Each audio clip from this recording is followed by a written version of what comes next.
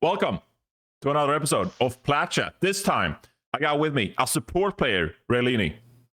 You're a support player, right? Because we played together. That's right. Yeah, you're a support player. I got a damage player who, at one point, played a little bit of support in Backbone. That's right. We'll be talking more about damage players who became support players later on in the episode. And the most recent person I've spectated playing support, it's Capitology. Welcome to the show. Last week, I was spectating some scrims. One Lucio player had to go. It was an emergency, and you stepped in middle of the scrim. How'd it go?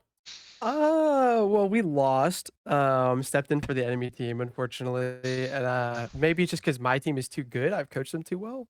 It's probably why we lost the map. But also forgot how to heal. I got like triple heal gapped by Lep the first round. So, I mean, W Lep. The damage wasn't pretty either, so I guess I'm a little rusty. I did better the second round. No leaks, but I adapted. I could pick it up if we need to, but hopefully it does not come up ever again. So you're gonna start playing? You getting any like phases overs? I actually did play a season in face on Lucio, but I just think coaching is more my calling. Like playing is it's kind of hard, to be honest. Coaching is a lot easier, so I'll stick to it for now. But that's true. Playing is hard. That's why we need coaches. Yeah.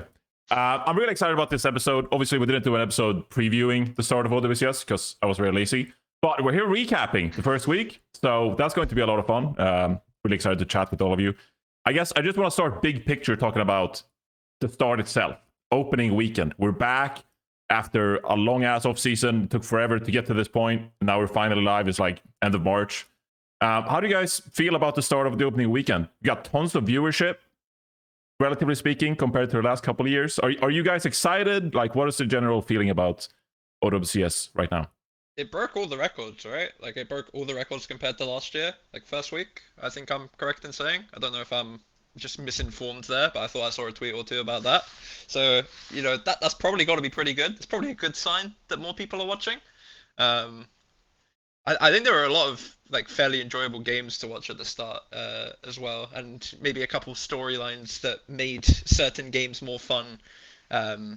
You know, especially in America, there are a couple games that wouldn't have been as good if certain things didn't happen. Some events had not happened. Yeah. You know, I think Ray Cap, are you excited? I think it was exciting. I mean, it's always exciting when more people watch. Like, obviously, that's at the end of the day, like the number one thing that matters. It solves everything. It helps everyone. And I think I took the like last season off. I didn't compete, and I watched, and the game's been getting better to watch. I think like just from the past 2 years at least. Like I think 2024 was fun. 2025 was good, but like towards the end of 2025 and the beginning of 2026, like a lot of the games they're close. There's a lot of variety in the matches. Like even just as like a non-analytical, like I just turn on a game and watch as a fan. Like it's pretty fun. It's enjoyable to watch. All the regions are competitive. So I don't know. I think it's a lot more exciting than it has been in the past. I think I'm lagging out a little bit. Yeah, you just I'm coming out to me. Yeah. I mean, it's actually like a crazy diverse meta right now as well, no? Like you can kind of play a bit of anything you want if it suits you. Like you look at Korea, you got ZETA doing their thing. You look at NA, you got Dallas doing their thing, and then obviously you've got the more boring diva stuff that everyone else is doing. But like there's actually like quite a lot of diversity in everything that's playable and being played, which obviously helps with keeping people watching, right? Like no, it's not fun for your average viewer to come and watch like a Mauga Kiri Lumira for 3 games in a row. So the fact that there's actually some variety is probably helping as well compared to previous seasons. Yeah, I think the combination of like reducing the league size and then hero bans. I mean, those were a thing obviously last year, but like hero bans plus all the new characters plus the balance changes that have been made. I feel like the meta, when like players have asked me, I'm like, it's kind of a play what you're good at meta. If you know like the bans that enable your comps and you can play for that, like a lot of things feel viable, which I mean, that's crazy to say, like I think a year ago, right? Even Yeah. so but yeah. No, I thought it was fun. I liked watching the games. I got some drops, so I'm sure the drops helped as well. Yeah, look, come on. The drops definitely help, but I'm not taking any like artificial viewership claims at this point. Like I just think in general it was very exciting opening weekend, and hopefully the ball kind of keeps rolling from here. Obviously with World Cup stuff later in the year as well. We'll kind of see how it unfolds, because there's going to be less OWCS broadcasts, right? So It's only 3 weeks yeah, so we'll of the kind of see regular season. how everything shapes up. Is it an enjoyable meta? Are you enjoying the Vendetta gameplay much? Some people said it took away from the experience. Do you agree or disagree? I think it's okay. Like Vendetta is definitely a tad overtuned, I think is fair to say. But I don't know. I think there's so much stuff that's actually viable right now if teams want to do it with the bans. Like obviously the big heroes are probably like Diva, Kiri, Lu, Ven. Those are probably the heroes that I imagine have the highest ban rate if you're one of these off-meta teams. And obviously Ven is the one that stops a lot of the super strong stuff. Like Ven is one of the heroes that stops Sim from being as picked before. I still think Sim is meta. I've been talking to EU people as well, and like most of EU has kind of got like a quiet agreement that Sim is still actually meta, but no one's playing it, so it's kind of whatever. But I think it's okay, honestly. I think she definitely needs changing, but I don't think it's as like patch ruining as some people are trying to make it out to be. Yeah, I agree. I actually like Vendetta a lot more than most people. Like I think I think I'm lagging out again. Sorry. And You're doing can you great. guys We can still hear hear you. me We can when I hear lag you. out, or is it okay? We can hear In you. Yeah, it's 5v5, just the cam. having really tanky DPS that are good at trading aggro off of a tank in that kind of like CD cycle playstyle. Like Venture was kind of a good example of one, but Vendetta is like an even better example where like her kit is clearly designed to take aggro off of a tank. At least like ideally it would be. Maybe at release her kit was designed to fly across the map and one-shot someone, which that's obviously way less fun. But like I think characters like that are very cool. It enables like I think it enables a monkey a lot in a way that I don't think you'd be seeing any monkey at all. Like if Ven wasn't playable. It also shuts down Diva, which is like a nice additional help. Like I think if it wasn't in the game, I think it would be way worse. Like I think Diva would run rampant, Sim would run rampant, and I also think it's just a cool option. Like as long as they tune down characters that do this kind of thing shouldn't be able to fly across the map and one shot people. But I do think it's really cool personally. I kind of want to continue this conversation talking about Symmetra, because I feel the same way. I'm just like, Symmetra didn't really change. Like Symmetra is still a game-changing hero, and I know that Vendetta obviously changes things a little bit here. But obviously there are some people who are just naturally like really good at Symmetra. They've been coached up. They got a ton of practice time on Symmetra, and then there are some players who are trying to pick up Symmetra as the season kind of kicks off now. Even more so in the North American region, but even in Europe, like. I saw Merit play some Symmetra even in Korea. So like it definitely feels like a lot of people recognize that Symmetra is a hugely important hero and we need to become good at it. Does everyone agree with that? That like Symmetra is like a must. I don't want to say must. How do I say this? Like you need to have a Symmetra in your hero pool, or at least practice to get really good at Symmetra. Do you guys feel that way? I mean, if you looked at the Korean games, like I felt like Sim was played more than she wasn't almost. Like she was in 100%. so many games. But I've said this like for months at this point. Like I don't see a way that Sim can't be good in some way because of her ability to just skip through setups.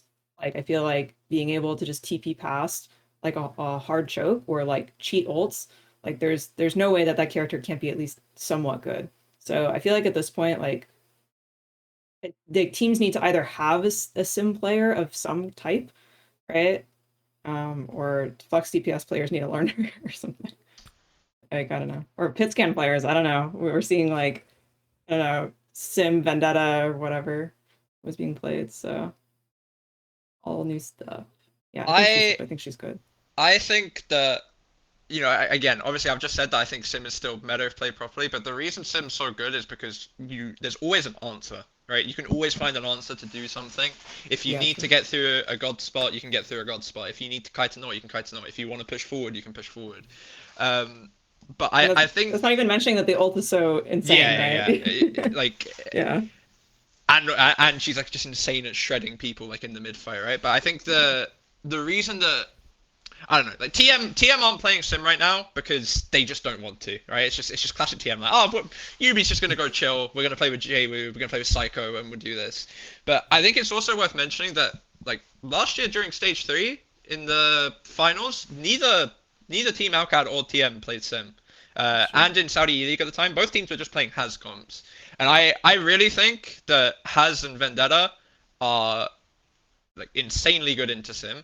I still think you can outplay it as the Sim team, but I think it gets it to a point where the skill level needed from the Sim team to like be able to outplay and not get caught by these hazard turns and these Ven turns, it's so much more rough than like basically any other hero in the game. Like even when you compare it to just constant Pharah spam, it's so much easier to deal with that. 'Cause, you kind of just shoot her and walk away from it. But Vendetta just comes in from the skybox and can do something. It has just gets a wall on your TP, and suddenly your attempt to skip is just gone. So like I think there is like a merit to an extent of like the hero is harder now. I think the hero is harder to play. It is harder to play sim comps. If TM come out tomorrow and start playing sim, they'll make it work. But they are also the best sim team on the planet, so it's not a hot take. But from my perspective, at least in Europe, with the teams that are playing sim, it's like you've got these mixed rosters who aren't going to be able to communicate properly, and these players, these like hyper mechanical players, like it should not be allowed for Alfie to play sim. I want to see this guy. I want to see this guy hitting 360 pulse bombs and like one-shotting people, not bothering, like not trying to translate a TP to his Saudi players like as a Korean. And then when you add on top the fact that people can just pick these super like skill check heroes into the comp, I think it becomes a lot harder to play. And then when you look at the Korean sim stuff, I think a lot of it isn't necessarily needed with the Kiryu. Like you can play the other stuff, you can do other things. But I think when you look at ZETA, for instance, some of the stuff that they do with the double flex, or like the bat brig, the ability to have the sim to be able to rotate and kite and do this and do that into Lucio is what makes those comps work. Because if you don't have the sim, I think there was like a Busan I was watching, and if you don't have the sim and you're sitting on Busan Sanctuary as Bat Brig and a beat push comes at you, you're just dead. There's nothing that you can do. But at least if you have the sim, you can rotate last second, you can TP flip. Like there's 4 different options at basically every time. But yeah, I guess the TLDR is that I think the Ven and the Has make it a lot harder to play sim than people think. So it's a lot harder to get the value out of the character. Yeah. Yeah. It's easier to press the jump button Yeah. or wall the TP than it is to actually outplay it. Yeah. I don't think I don't think you have to play sim, and I don't think you have to like learn sim for your hero pool or for your team. I think if you're a team that's already reasonably good at it, you definitely should. But if you're anything less than like okay at it right now, it's kind of just a waste of time, which is what you're kind of seeing like in NA. Like we're picking it up because we're already okay enough at it, or we were when we started, to the point where like it's a useful tool for us on certain maps to use, and it's also worth our practice time now. Like it'll pay off later eventually. But anybody that's worse than us, like we're right around the level where like anyone worse than us should not even bother. Like the threshold yeah, is the like, disguise threshold. Yeah. yes, like you either have other strengths already, right? Like a team like both of the teams below us, like those teams both have incredibly strong tracer players. If you're gonna add another character to your pool, it's not gonna be Sim at least not right now. And maybe that's like I don't want to talk too much about the formatting if you're gonna talk about it later, but like part of the way the season is structured, it's very, very short. There's not a lot of practice time. To try and pick up something like Sim like right now is like suicide if you're not already okay enough at it that it's like really going to pay off in a couple weeks. Like we don't even have a month for some of these teams if you're going to like these next 2 weeks decide who gets into the playoffs. So for those teams, it's a really hard decision. I don't blame them at all for not trying it. I think Korea has a more forgiving regular season format, so it's not surprising to me that you're seeing a lot more of it where like they just lost the first tournaments they've ever lost to Western teams to Sim, and now they're like, okay, this is the time for real guys. Like, let's learn it, let's figure it out. We have some time, so I think they're definitely making the right decision. But Yeah, I think that's fair, but you're all coaches. Have you told a player, like a damage player, to just like, hey, you should probably start practicing Sim? Like, it would be good for you to add this to your hero pool, or is it just like either they're good at it, or you're like leave it? No, be, it's one of those things where like you see hard. if it's like where you see if it's an okay direction for your team for like maybe a map or two, and then if you're like, oh, you just suck at that character, or like my team doesn't know how to play around it at all, then you just go next. Like that kind of thing. yeah, I mean, the biggest problem is it's unlike any other hero in that, like, if I need Rocket to practice his Vendetta, he can just go play ranked in Vendetta. But you can't just load up Sim and ranked and actually practice Sim. Like, it doesn't work at all that way. So it's way harder. Like, you really have to dedicate team practice time to it. Just gotta open your brain. That's all it is, honestly. Says the Sim guy. I'm not even trying to be funny. It's literally just look at what's on the screen and react to it. Like it's not. I was playing Team UK trials today. I haven't played the game in 6 months. And I'm just on Sim. Watching those. It's not hard, you know. Like it's not hard. You can apply this concept to anything in life. Where like you're really good at something, and they're like, oh, it's so easy. I'm like, No, really good at this stuff. but obvious. Like, it's you're different. A Sim player. It's just a knowledge gap on Sim. Like it's It's just just knowledge and understanding the reps. game. It's Yeah, knowledge you and should- reps. That's yeah. all it is. Like if I go and play Tracer, I can't hold my mouse. I can't do it. Like if I haven't played for 6 months, I mean maybe if I have been playing for 6 months, I still can't hold my mouse on Tracer. But especially if I haven't, I can't. But Sim, it's just like oh, it's just Sim into Pharah. Okay, I played this before, so I know it. But it's just knowing what to do. Like last stage, like on Gen G stage 3, when everyone was just trying to play Sim, I'm watching people like I'm watching people like Dip just sit and queue Sim for 6 hours a day. Does nothing. Sitting and playing Sim in ranked doesn't do anything. Just open the VOD. Just open the VOD and look at what's good, what's bad, what you can do differently. It's really no deeper than that. But I agree with Cap's point that in such a short season, it's hard to get to the point where you can comfortably do that. I mean, for us, it was something we talked about. But realistically, we're a main tank team. It's kind of hard to play Sim with main tank, unless like Rhine Sim doesn't really work anymore, unfortunately. So kind of hard to do.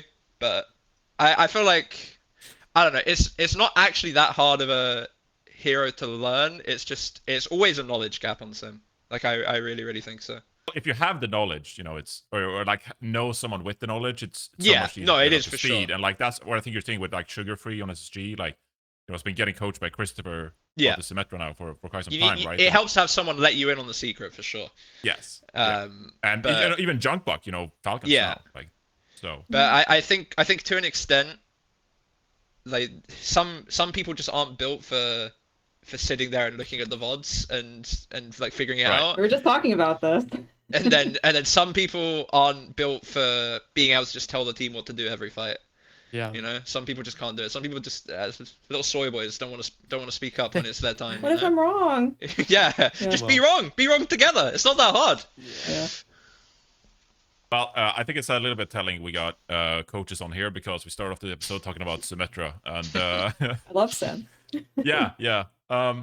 So yes, Cap, you brought up the format. I guess I wanted to ask you. We talked, it's easy to look at the viewership and be like, oh, everything is great. Like we're getting great viewership. Something that kind of gone missing so far this year, or like because you're all coaches of teams in OWCS already, but like there's only 6 teams now. Relegation is for 33% of the teams. A third of the teams get into promo relegation. Like it's it's really tough to get a spot in tier 1 right now. Is there anything from Overwatch Esports that you feel like has kind of gone missing, or like frustrated you, or like is not as good as maybe like the viewership is letting on? I think the support for the lower division should be better, but the problem is that like you can say that, but then it's like the games are like all over the place in times and they get rescheduled. So then like I guess the problem is for like up and coming players, it's like harder to make a name for yourself, right? Like realistically, people in like the top 3 teams, like especially staff, don't know who the fuck is in Masters, right?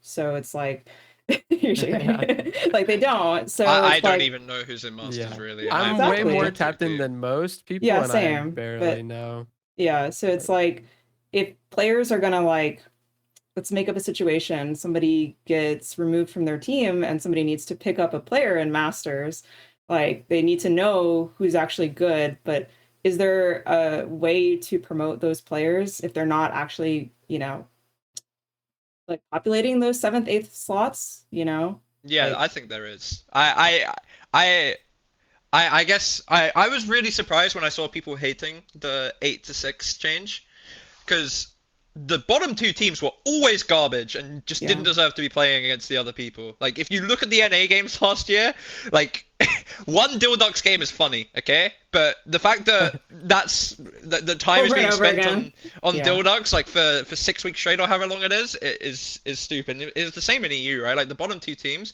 I mean, the 7th place team beat Peps right before they went to Stockholm last year, but that's neither here nor there.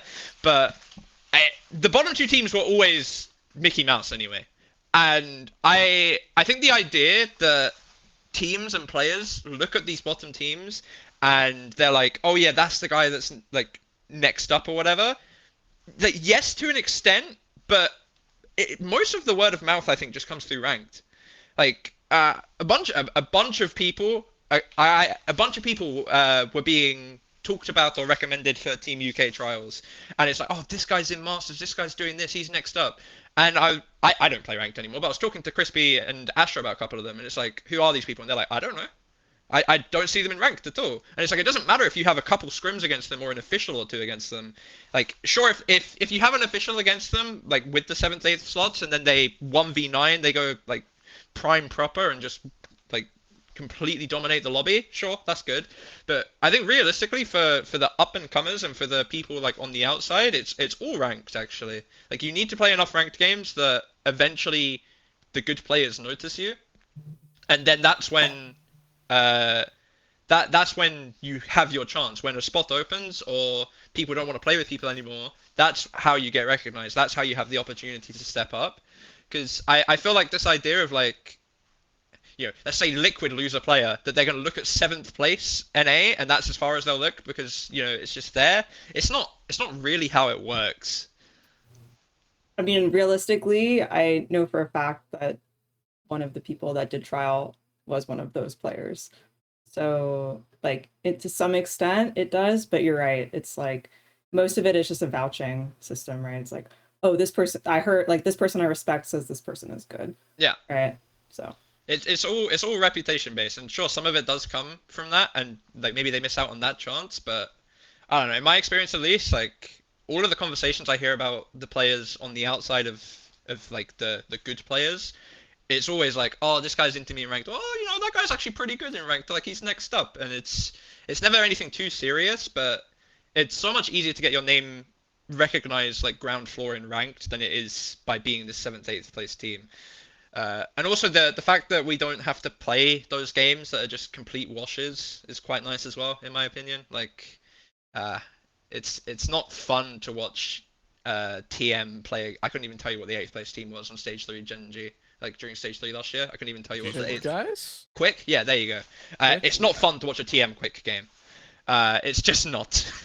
Yeah. it's better for viewers, right? Because if every game matters, then Yeah. like people are more willing to watch. Well, they get their drops too, like they. Oh yeah, extra games, they get more also. drops.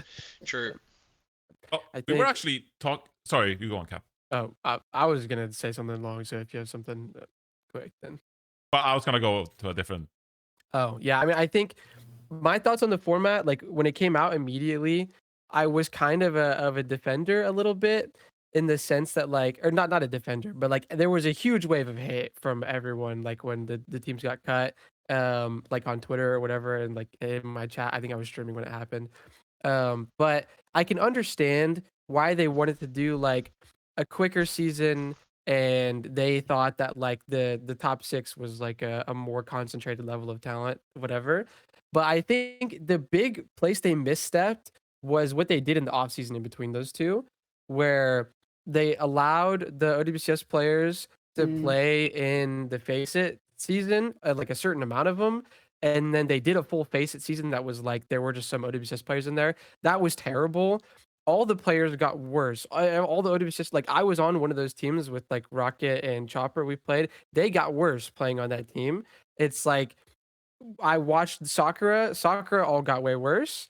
And if they want to do these like off-season tournaments, I think off-season tournaments would be awesome in between OWCS seasons, where you just let the teams compete. Like actually do like a full open tournament, let the Masters teams compete against the OWCS teams in between the OWCS seasons, and just run like you know, quick off-season tournament, not a full face at Master season where everybody plays everybody. I forgot how hard that is, by the way. Like when I went from OWCS and I did that season face at Masters after, we played like 15 games that season over There's however a lot long. of teams in there. Yeah, we played like 4 matches in 1 week in faces. I think that's not uncommon. Like that they structure like 3 or 4 matches in 1 week.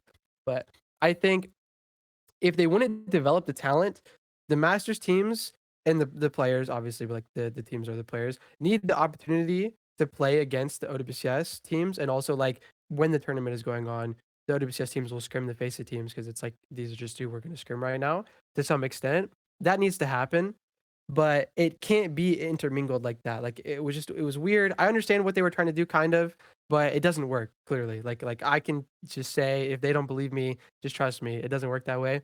I would It's love also- to see like a flash ops thing. That just occurred to me. That used to be a thing. Yeah. Can we just bring that back Great. in between or whatever? Oh, yeah. The thing is, though, there was an issue with it as well, that it's like a lot of the actual players got like kicked from their Yeah. teams for the OWCS players. So it's like it's really counterproductive for their development, because then they're just rotting on the bench, while like, Rocket is just, on the team, that kind Yeah. of thing. Well, and then the OWCS players left, And then they immediately after, leave. and then Yeah, exactly. everything just blew up and got Exactly. repieced together. But I think that was the big misstep, in my opinion. Like, if they want to do 6 teams, I don't think it's a gigantic difference. Like, I kind of preferred the longer season, but there's pros and cons, to like whatever. I think that was just the giant misstep. I think the off season should be restructured.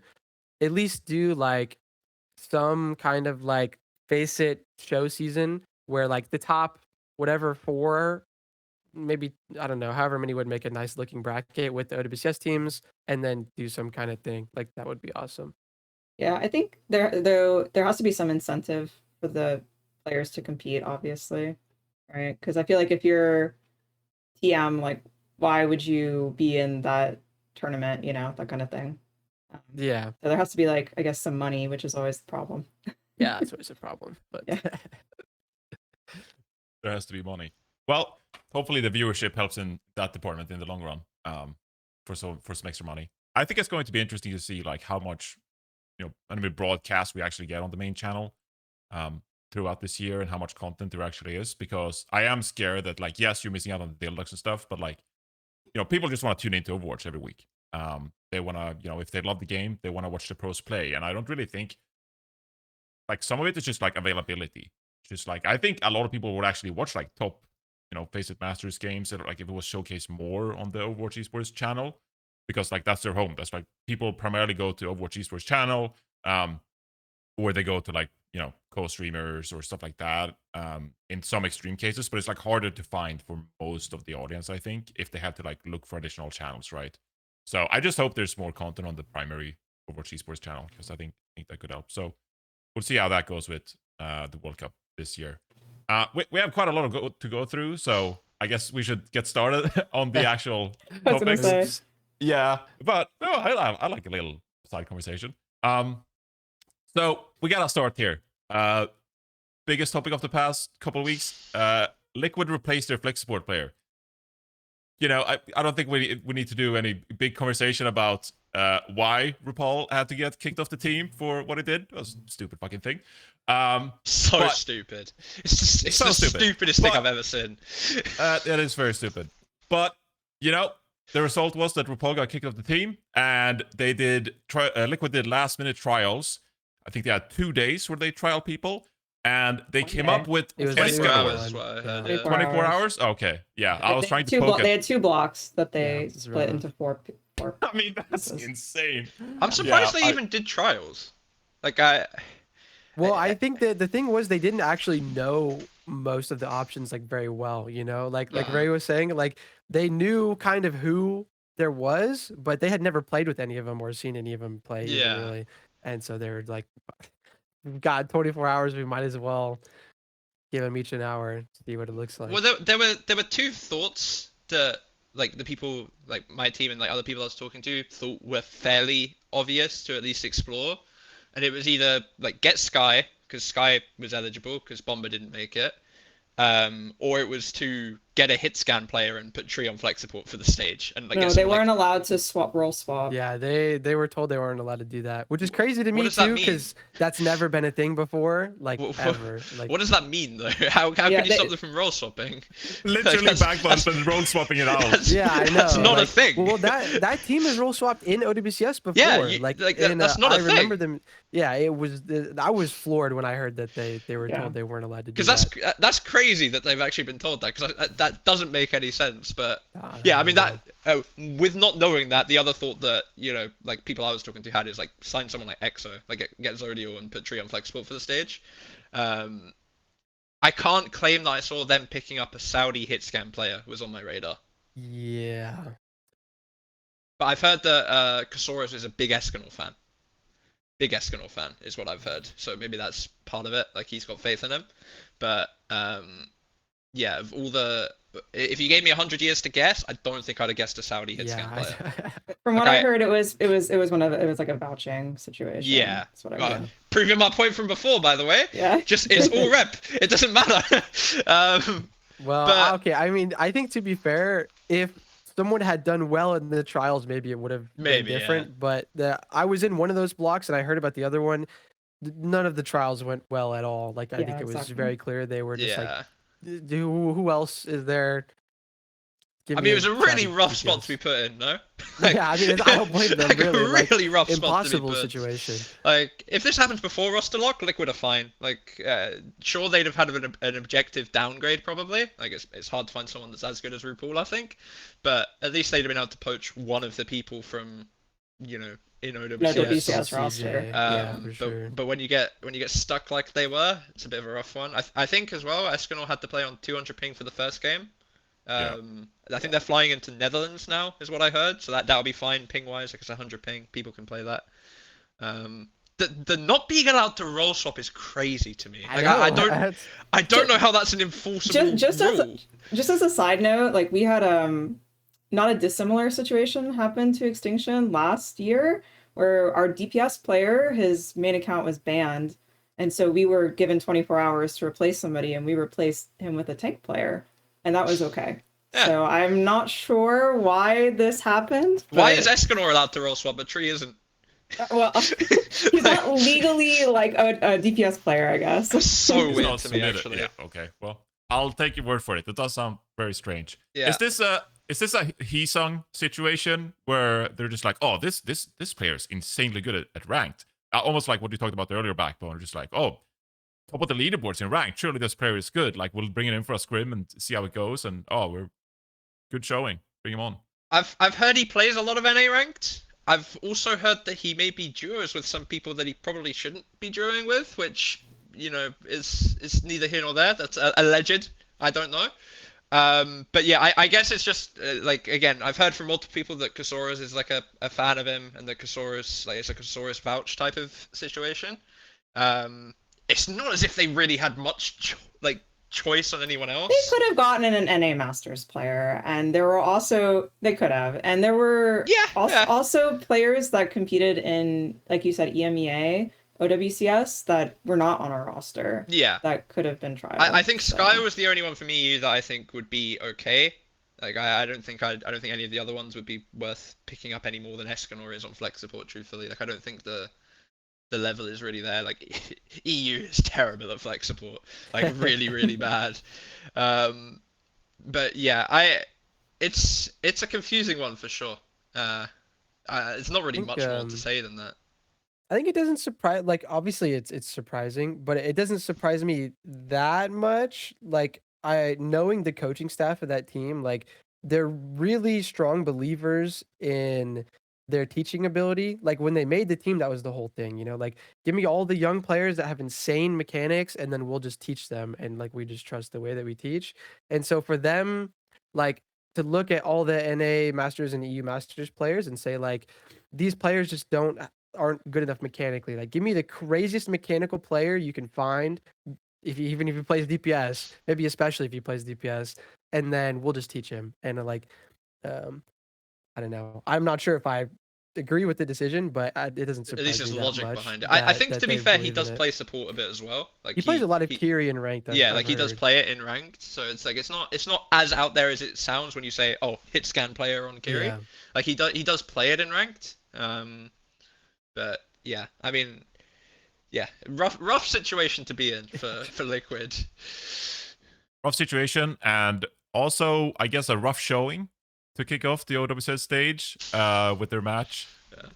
So, like, how over is it for Team Liquid? All those things considered, they picked up Escanor, map I mean, we'll find out 5. next Like, week. how Yeah, over I was is gonna, it? I was gonna say, like, they won this game. Like, this was a game, I guess realistically they had to win, but it was not a game that like anyone thought that they would lose. I guess No. realistically, the Extinction game, and then it was a nail biter for like kind of no reason. I mean, that was for sure the most stressful game for them, maybe besides the next one, like that we play them next week, where that game, no practice at all, 200 ping. This guy is in the system for the first time, like, And he's they just- nervous, right? they Like- barely held on, you know. Everyone and looked then, nervous.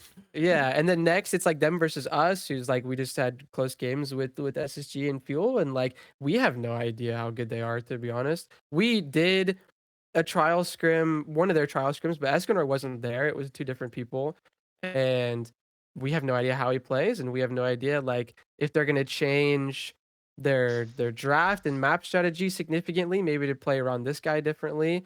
And we have no idea like what this week of practice is gonna do for them or is gonna look like. Because if I was in their situation, like I wouldn't be planning the same trajectory at all that I was at the beginning of the season, obviously. So like just me thinking about prepping for that match, like DSC versus Liquid, like I don't know.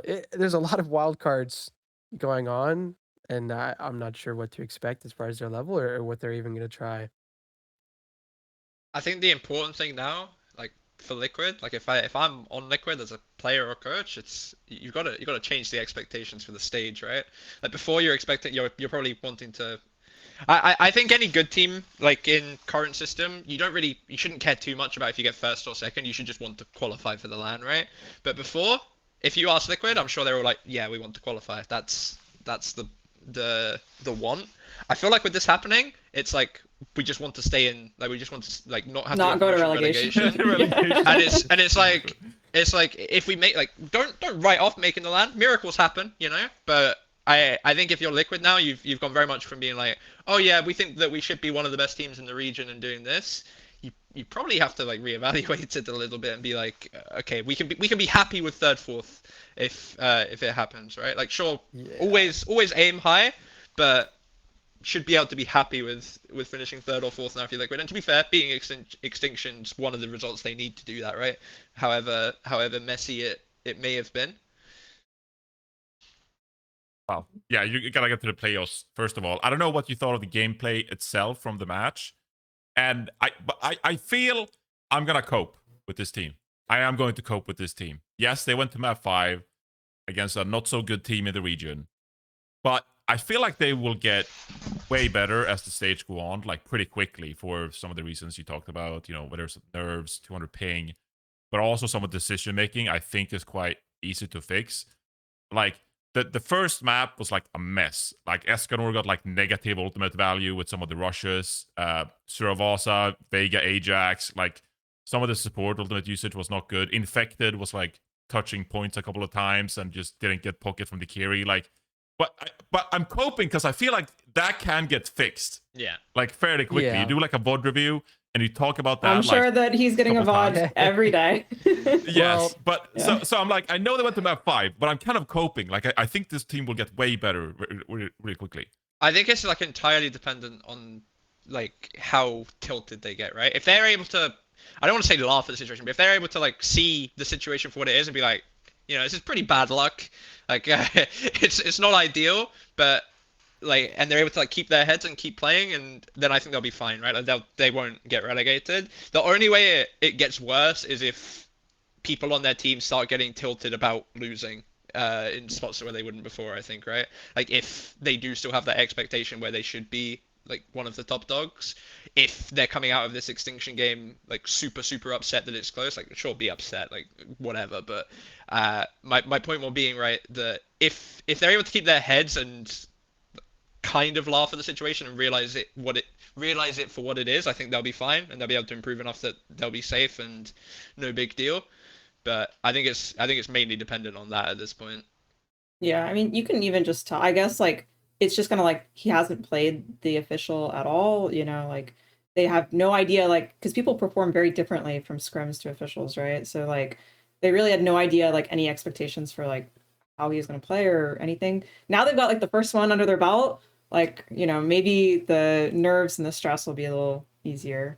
You know, because you could tell. I mean, it's not even just like Escanor like being nervous or on ping or at 3 a.m. or whatever and off rolling, but it's like you have to imagine the mental burden for everybody else is probably pretty high. So Yeah, you know, it's a rough I'll one. remain optimistic. You know.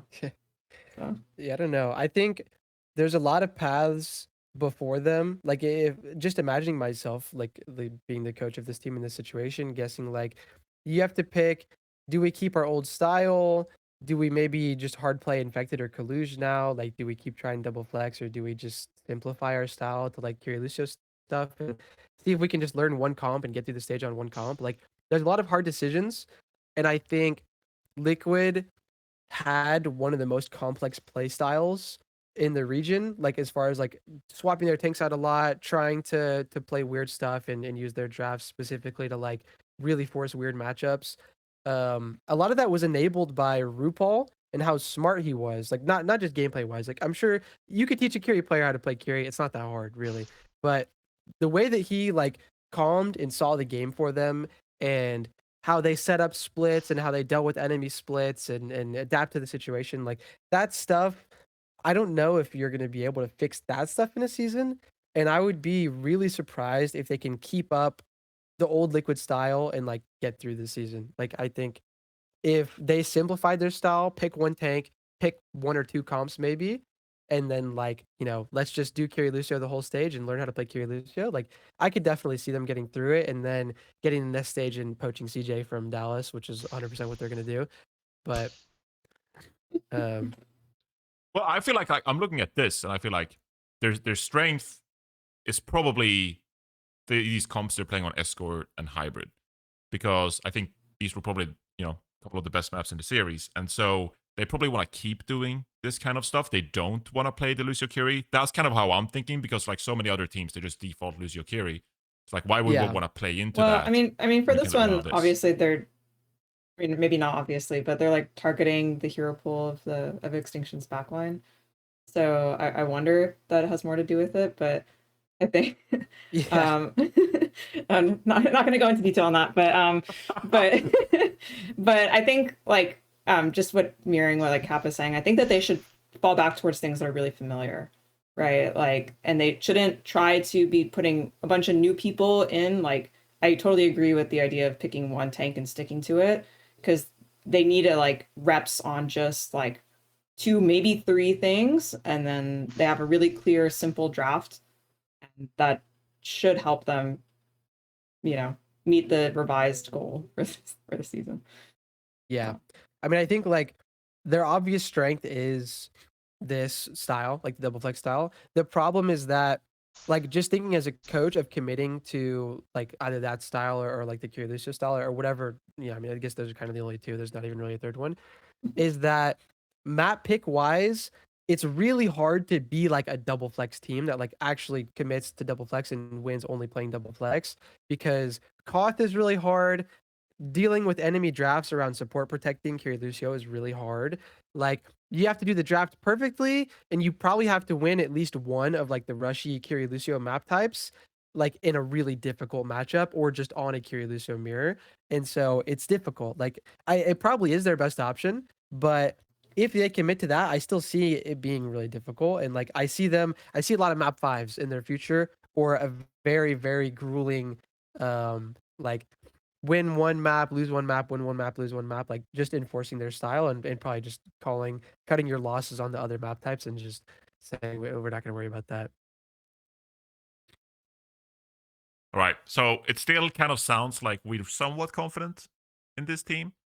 They'll be to fine. make the playoffs. They'll be They'll be fine. fine. I think I would say yes, probably. I think it's so hard for them to not make the playoffs, even with Escanor. Like, even if you were still on 200 ping, I think they'd probably still make playoffs. Like, it should only really get better here unless they complete mental boom. It can't really go any further down, other than that. So I think they'll really be fine. Yeah, and it's not as if they have like, you know, noob coaching staff or anything. Like they have like super experienced.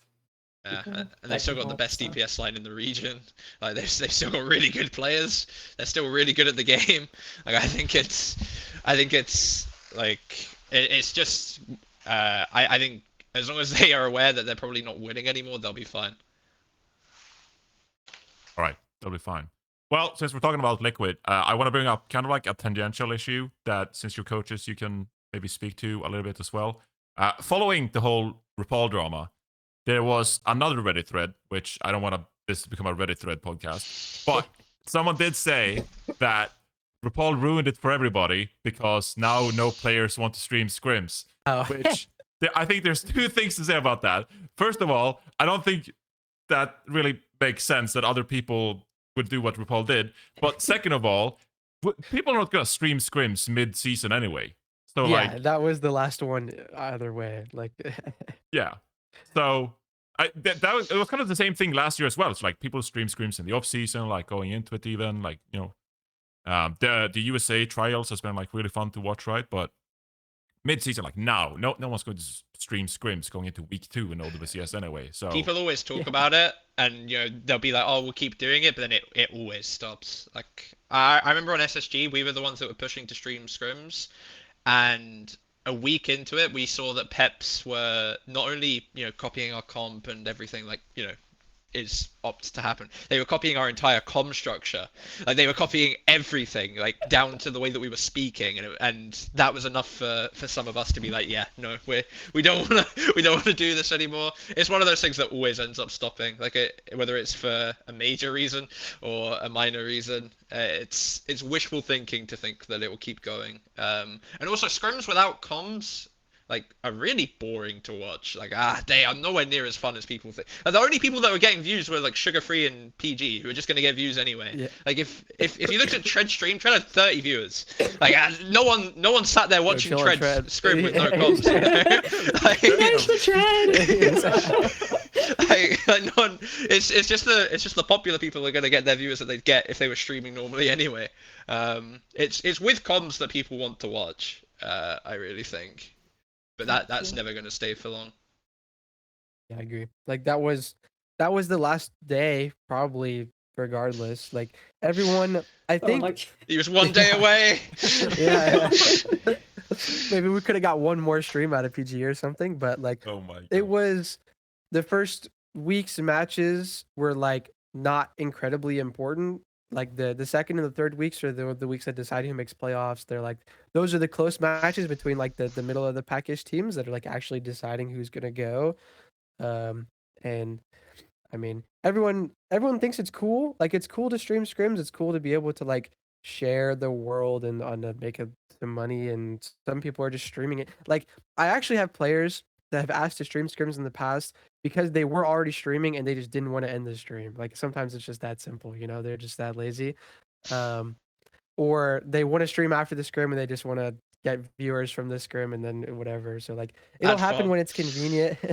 It'll happen when it's convenient and it'll stop when things get serious, like probably every time. But is it naive to say that it'd be good if more scrims were streamed middle of the week by content creators, like in an observer slot, just like, I'm streaming these guys. It's probably worse, wouldn't it? Because then you can see all like everyone's positioning and stuff. At least if it's but I guess what I'm saying is like teams are not going to be fine with that. Like that's not going to happen. I think just I don't know. I think not at this point. Like deep into the season, especially like this game, us versus Liquid, and then Liquid's game versus Lunex after next week. Those are games that like decide whether they get relegated or not. Like I don't think they're going to take any chances at all. Right. But I think stuff like that. Like if people asked, like, week 1 or in the early season, like we had a long off season. Like there was probably everyone just forgot until like the week before, and they were like, "Oh, do you guys want to stream scrims?" And we were like, "Sure, whatever."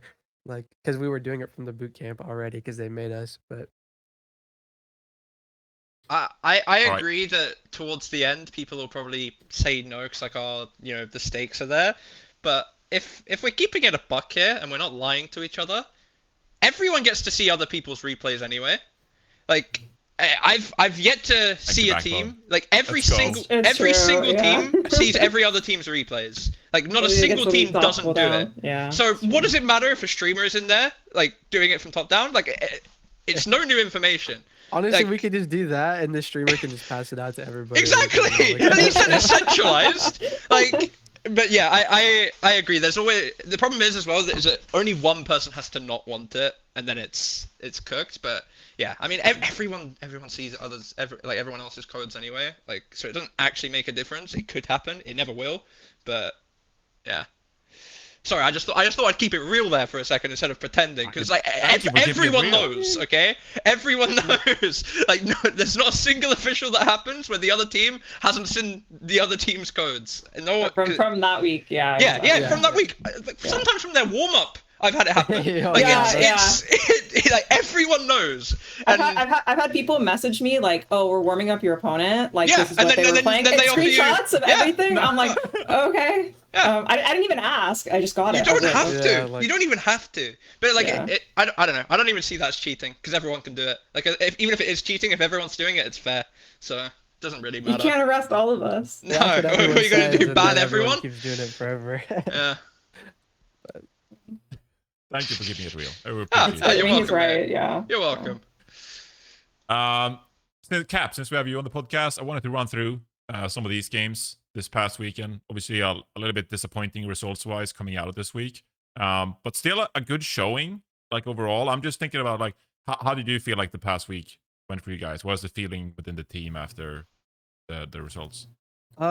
It's pretty disappointing. One, because like the fuel match was like it wasn't really that close. Like it was a 3-1. A lot of the maps were competitive, but like not nearly like we weren't within winning range of that match on that day, which was kind of annoying because that team like one of the hardest parts of the region, and especially that doubleheader where we play fuel one day and SSG the next day, is like the teams have such different styles. Like Dallas is such a different team than SSG, and so I'm booking scrims for this week, and I'm like, okay, let's do half scrims against these teams that play main tank, echo, double flex, and then let's do half scrims You're against this welcome. team that plays. Yeah, it's them every day, and then half scrims against team that plays like Diva only, sometimes Zarya, Sim. Like it makes practice difficult, and I think we kind of prepped more. Not intentionally, but like just the way we were scrimming and voting that week prepped us more for SSG than it did for Dallas. And I'm not that surprised that the Dallas wasn't that close. Obviously, we still wanted to win it, but I think maybe even in retrospect, just like putting more of our eggs in one basket, to be honest, like maybe that's kind of mentally admitting defeat, so it wouldn't work. But just like hard preparing for the SSG match only might have just let us sneak that one, and which maybe would be more important for like I don't know, playoff seeding or something. But the SSG match is kind of more disappointing to me because it was so close to being won. Like, I think the draft went incredibly well. I do most of the draft for DSG, but actually the map 1 draft with the Kiri ban was not my idea. That was like a player idea, which is very rare that a player ban idea is actually good. And this was a good player ban idea where we banned Kiri and we forced Mizuki, which as far as I know, we're the only team that does that, at least successfully. I've seen teams play Mizuki and lose, but I think we're the only team across. I haven't even seen it in the other regions. Maybe I missed a game or something, but that was a really good map, really good draft. Mizuki makes like point fighting against Emre and BAP so easy. Like if Kiri's banned, window gets no value, the Emre ult gets no value. We just pop the Mizuki ult on point, and suddenly it looks like a good ult. Like even though it's really not. And I knew they were gonna play BAP also, which is like just a terrible character. And also Hawk is gonna have to play Ram into like Mizuki. I don't want to say counters, but Mizuki makes Diva's life very unfun just because the root doesn't get eaten. So he just like we can walk into the diva as 5 root the diva if anyone plays, and we just kill him like 9 times out of 10. So this draft was incredible. This map was great, and I would expect some teams to either copy or start preparing for this draft. I don't know if we're gonna do it again, but like this is something that's probably gonna come up, and I think this is a scenario where Mizuki is really good.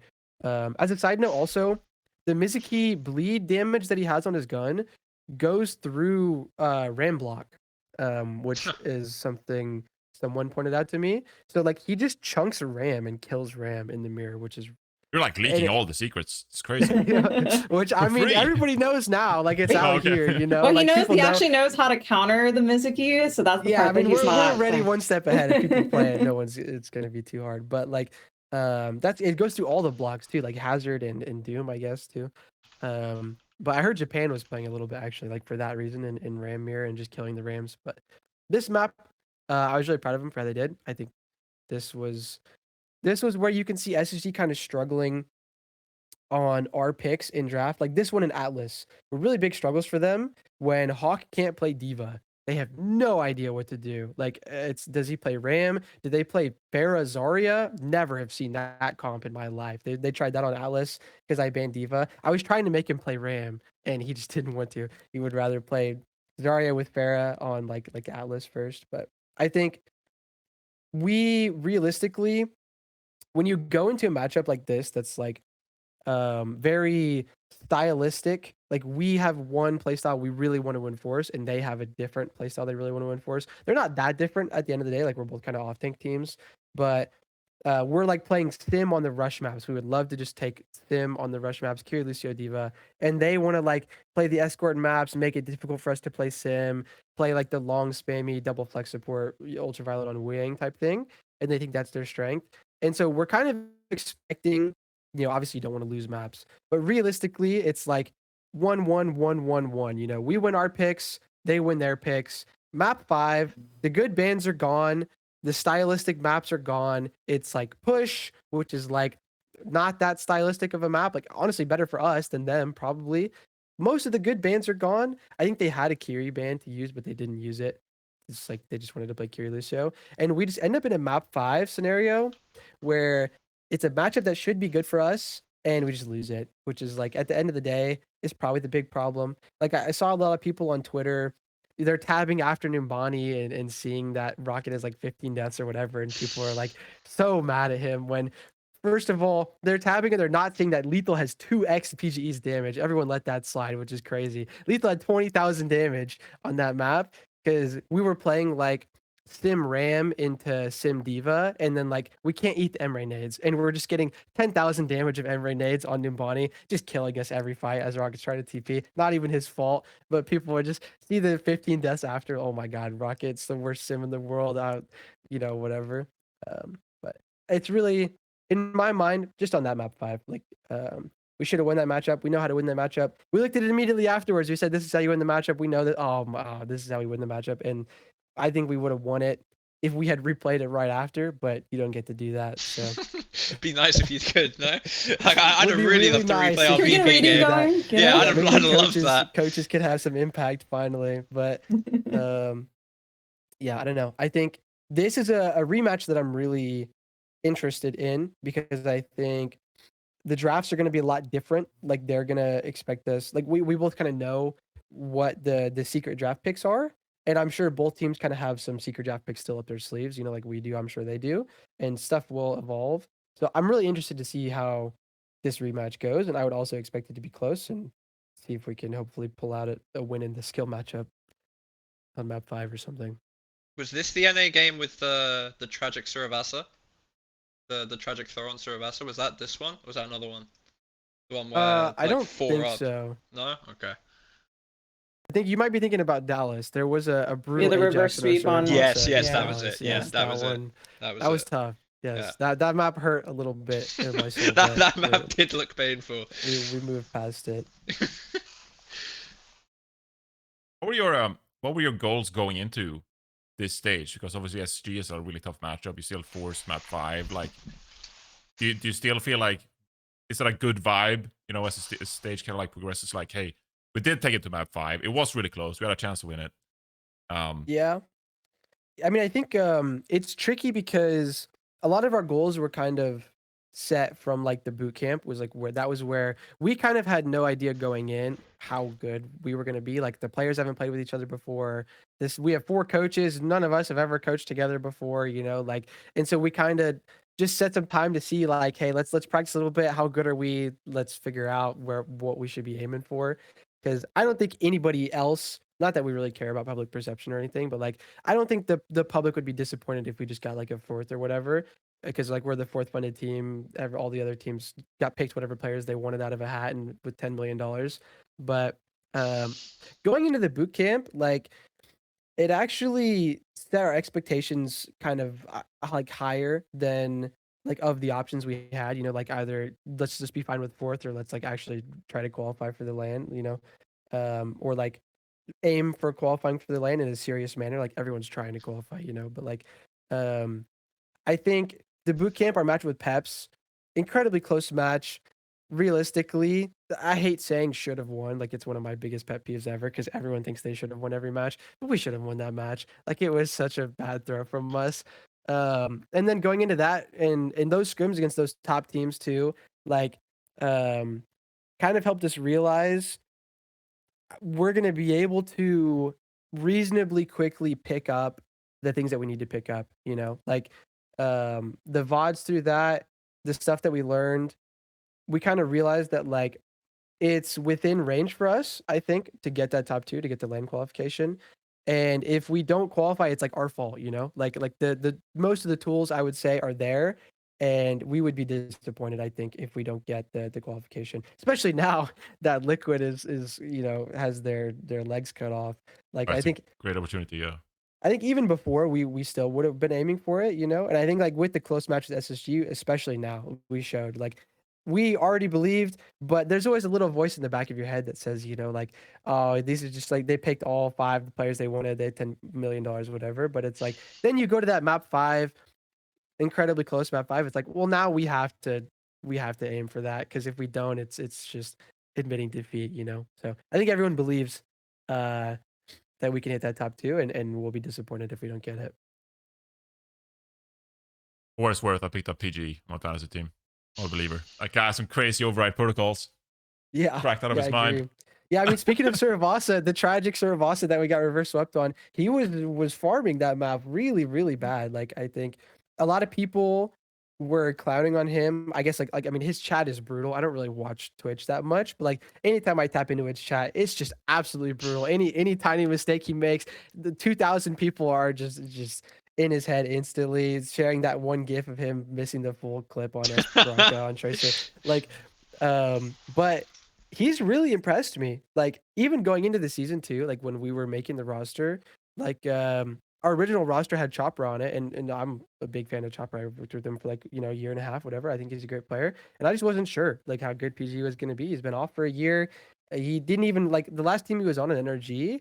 I think Tree and Scissors ended up playing the majority of their last season. I didn't even get to see him play, so I just didn't know. And then almost immediately, like first couple weeks of scrims, I mean, literally first day of the team being together in like the final form of DSG after the 10 different versions that they had before us, was we do our first scrim. PG DMs me at like 3 a.m. Hey, you want a VOD? And I'm like, that's like, what? Sure. Like I can't talk right now. My girlfriend's sleeping like we're in the same room. I'm whispering like, okay, you need to use your E better here. And he's like listening, No like, Oh my God. but yeah, I've been really impressed. Like his work, like we VOD almost every day, and like he's really serious about it. He's really hungry, and in the matches, like I think obviously there's a lot to work on, but he showed up. I think he's gonna prove a lot of people wrong.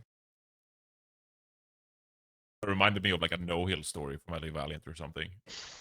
I don't know if you remember Yeah. that guy. Yeah, he did. Yeah, he was on one.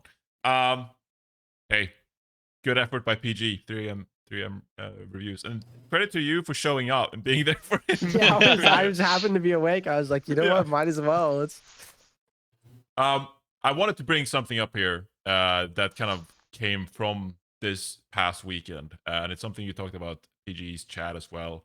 There was a painkiller tweet Yeah, the PK's tweet. that went around, Yeah. and I'm gonna be honest. I saw the tweet, I read it, and I was like, can't be that bad. Like, what is this guy talking about? Like, surely.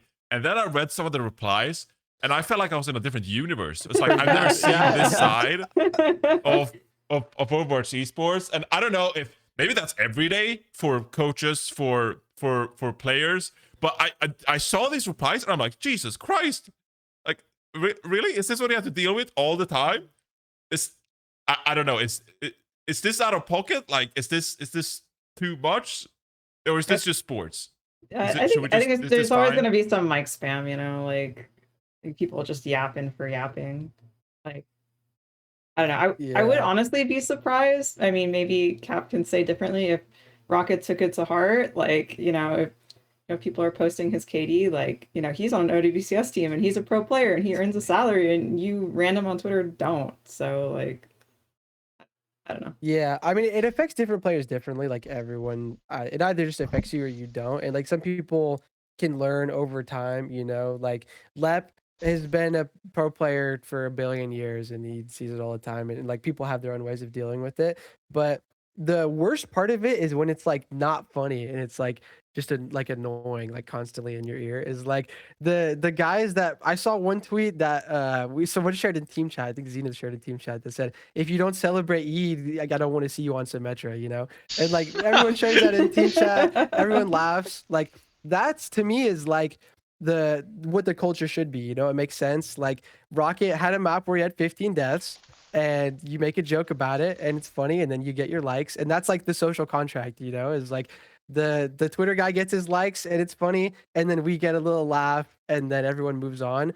But the annoying part is to see like under the painkiller tweet, Rocket goes 15 deaths and then everyone just says, oh, you're the worst player ever. Oh, like just nothing funny at all. Like just gold players throwing insults at players. They don't even understand what's going on in the lobby, and that's when it's like, not to like I wouldn't go to painkillers level and say like, you know, you're not allowed to do this, you know, like you guys are terrible people, whatever. Like people can do whatever they want, but I just can't imagine that that's an enjoyable way to engage as a fan, you know? Like, is that what you want to do?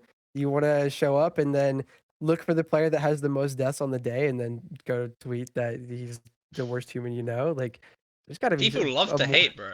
People there's love got to be it. a more fun way. This is like more normalized, I think, in like real sports. Sorry, like IRL sports. You know, like, you know, people will like post player stats or like literally burn their jerseys or something like this, right? So it's like, I don't know. As somebody who is particularly sensitive, to be honest, like, I don't know. I would not tell people not to do it. You know, it's like, you know, you're in the public spotlight. I think when you put yourself in that position, it's somewhat expected. But I think it's like, if it's on your gameplay, I feel like it's fair game, to be honest, right? Like, you know, even if it's not actually gameplay, it's just your stat line and we're just like taking a screenshot of it.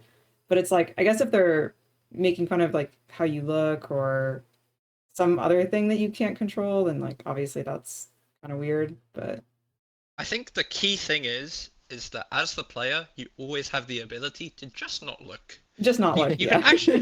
When I played Genji in AO and I ran it down and Super made his. You just didn't look. Wait, no, I looked.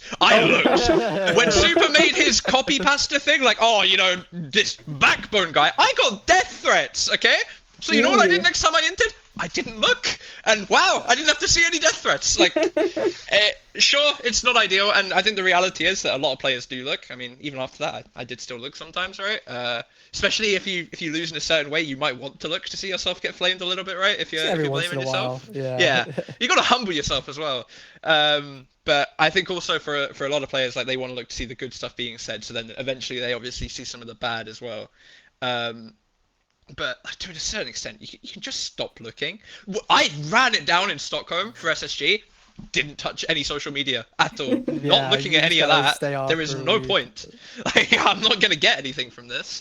And you can't stop it, right? People are always going to say what they want to do from behind a screen thousands of miles away. Like, there's no way to stop it. It probably affects the players the most who like want to engage in the community. Yeah. Like I'm an Overwatch Esports fan, and so I want to be part of the community and like, you know, I don't know, browse a tweet or Reddit thread or like whatever, and then you inevitably have to read stuff about yourself. Yeah. So they probably Just put sucks it in the most for banned them. words. Like, just put your Yeah, own just put your name username. in banned. No, it definitely like it's not, there's not the incentive there to be super active, you know? Like if you're one of these players, like people are so quick to bandwagon as well. If Unter says that Yeah. someone's bad, they're bad. There's nothing to be said Okay, about that's it. not to like throw blame around, but I was actually going to say I feel like Unter is actually partially responsible for this, if not largely responsible for it. Like I don't think he was this way in Owl. You know, I think this is kind of like a relatively recent. No, Do I you don't think it agree was with the that. same? I don't Like, agree with that. not Well, to. no, it's gotten worse, but you know, it still existed. It's well, just, yeah, it's just I mean, different people making the narratives. Like it Yeah. really Maybe, is. It's but- That like, is true. That it's is just true. whoever There's makes the always been narrative people is Yeah. who create content out of people having bad stat lines, and you know, fucking AKM Blade, Ajax, like Yeah, just becomes like, memes, yeah. and then you know, C9 yeah, even. Yeah. like Yeah, it's just right. who peddles the narrative, right? And I love Max, but he does love peddling a narrative. The Brazen Bull. And Yeah, exactly. there aren't many, like a lot of the viewers aren't necessarily free thinkers, and you can't even tell if he's joking sometimes. But that's not a Max or a Max viewer exclusive thing, right? Like that will happen no matter who it is. If I go and have Max's viewers tomorrow and I start talking smack about Crispy, people will jump onto it, right? Like it doesn't matter. It's just the way things are. There's no changing it. It's just how it is. I mean, it's even like someone bringing attention to something, like Yeah. just Vega's sound barriers, and immediately as soon as Vega has a Yep. sound barrier, everyone's watching it very closely, compared to like, I don't know, if you say Grapes sound barriers, like, you know, people, you know, are drawn to the attention of whatever people point out, right? So you can create that Yeah. narrative for sure, yeah. I think Like most people fuck up, like fucking Susus are poor, like all the time, every single game, right? But like you know, all it unless takes is people are someone drawn pointing it out. attention Yeah. towards it, yeah. So, I mean, honestly, like I think that's sometimes why, like, as a caster who's like on the mainstream, sometimes like you kind of shy away from saying something fucked up, because if you do, you got literally like the biggest audience in the You esports, put in the spotlight. and yeah. So like, there was a couple of times this weekend where I think Willis was playing Diva, and he was like trying to set up on Diva by taking like a wide angle or like a flank, and he just lost mech, and like the fight was Instantly over demacked, before yeah. it began. Yeah. And so I did call it out then. I called out Dip as well. He had like a vendetta. He went in with Sorry Bubble, LOST sealers, and like he died. Like it was really bad. Peps had a couple of screw ups. But like if you do that too much, then you're drawing the viewer's attention towards those mistakes, and it's really easy for that to get out of hand. It's a fine line, though, additionally, because- right? Because if It they is a are fine- You can't be consistently, oblivious, right? if they Yeah. are consistently fucking up and they're losing because of it, and you're the caster and you're not saying it, like you're not doing your job, right? No, but that's why I said it, right? Yeah. That's why I said Yeah. it, right? But I think what I was going to say additionally is that like sometimes it's not pointed out because you don't have the full context. So like it's really easy to say like, oh, someone died, you know, off screen, like before a fight started. It's like, I don't know what happened there. Like no one saw it. But like then someone who's co-streaming or like in replay codes, like you can actually like maybe have some more perspective. And so I think that's where it gets a little bit like you don't want to tell someone fucked up if you didn't get the full context of what actually happened, because that's even worse in my opinion. If you're saying someone fucked up and they're like, well, actually, because I think this happened once to like FD God in Overwatch League, where people were like, oh, he's fucking solo beated. Like, what the fuck was that? Like, and then there comes a narrative, right? But then you go look at the replay code, and like through the wall is all this like critical health things or whatever. I think Qadsiah walked through it. It's just like, well, there were 5 critical health, you know, teammates from his perspective. So yeah, he tried to drop a sound barrier. It was too late. It was like whatever. And so if you don't have the full picture context of like what actually happened, then I think you're actually being responsible by calling out mistakes. But if you do see a vendetta fucking going in and dying, like then yeah, you can call it out. Over and Yeah. over and over again. I think the annoying thing for me is that a lot of the viewers will, you know, take something that Max, for instance, says, right? And obviously Max knows the game. He knows what's happening. He knows why, for the most part, these things are happening more than most people. But then the viewer will go and peddle it as truth, and especially when it's someone like Max who's just Yeah. trolling half the time anyway. Like I've seen Max say that a Suzu was bad that just saves 5 people just because he thinks it's funny, right? Like it doesn't actually matter, but people latch onto it, and it's not as if any one person is objectively right with what they say the entire time either, you know? Like no one's perfect in their read of the game. You can think that something's a mistake, but with all the information, it's not. So I don't know. It's just it's a weird one, right? 'Cause it's just whatever is said becomes true, no matter how true it actually is. Yeah, we need a Natsuki recap of every Every my single God. play, every Yeah. single just, play pull, we just, go just pull it through. up, put it on Twitter. Every misplay. Explain Natsuki everything. tried. They're their best with that explanation video. Yeah. So yeah, but they did their best. Yeah, but I think it's actually fairly obvious to like when people are like getting poking fun for the sake of entertainment, and like when someone crosses the line and goes out of their way to like shit on a player because like they have a problem with that player, like it's quite easily actually to tell when you're onto and you're like making fun of someone because it genuinely is a funny joke, or like it's a meme kind of like play, or like whatever. Like it's very easy to spot like when that is fun versus when that is like some fucking dude on Twitter like typing up a reply that's like hurtful. I mean, some people just hate it's actually people quite for easy no to tell the reason. difference. Like some Dude, people. it's not some like people... what Gator used to do, bro. Gator was serious about it. I mean, you always have these different schools of thought. Like everyone is like, oh, we want like people to shit talk more, and we want things to be like spicier and more drama. And then I don't know, then like some other tweet about it's like, oh, like we have to be nice to everybody. Like players are human, Yeah. and like they're both true, right? But it's like sometimes it, hard to Yeah. coexist. These things. Well, I mean, I think people want the players to have more personality, and then Yeah. like the viewers to like stay in their lane. Would be the ideal. like, like it would be cool. I agree with that so much. Like the Kuffa school of thought, where it's like every time Liquid loses the match, they literally go to GPT and they say, "Oh, write me something to say about losing this match and tell my fans how much I love them." Like, That's and so it's funny. like, I just don't want to read that. It's just not that interesting, But Yeah.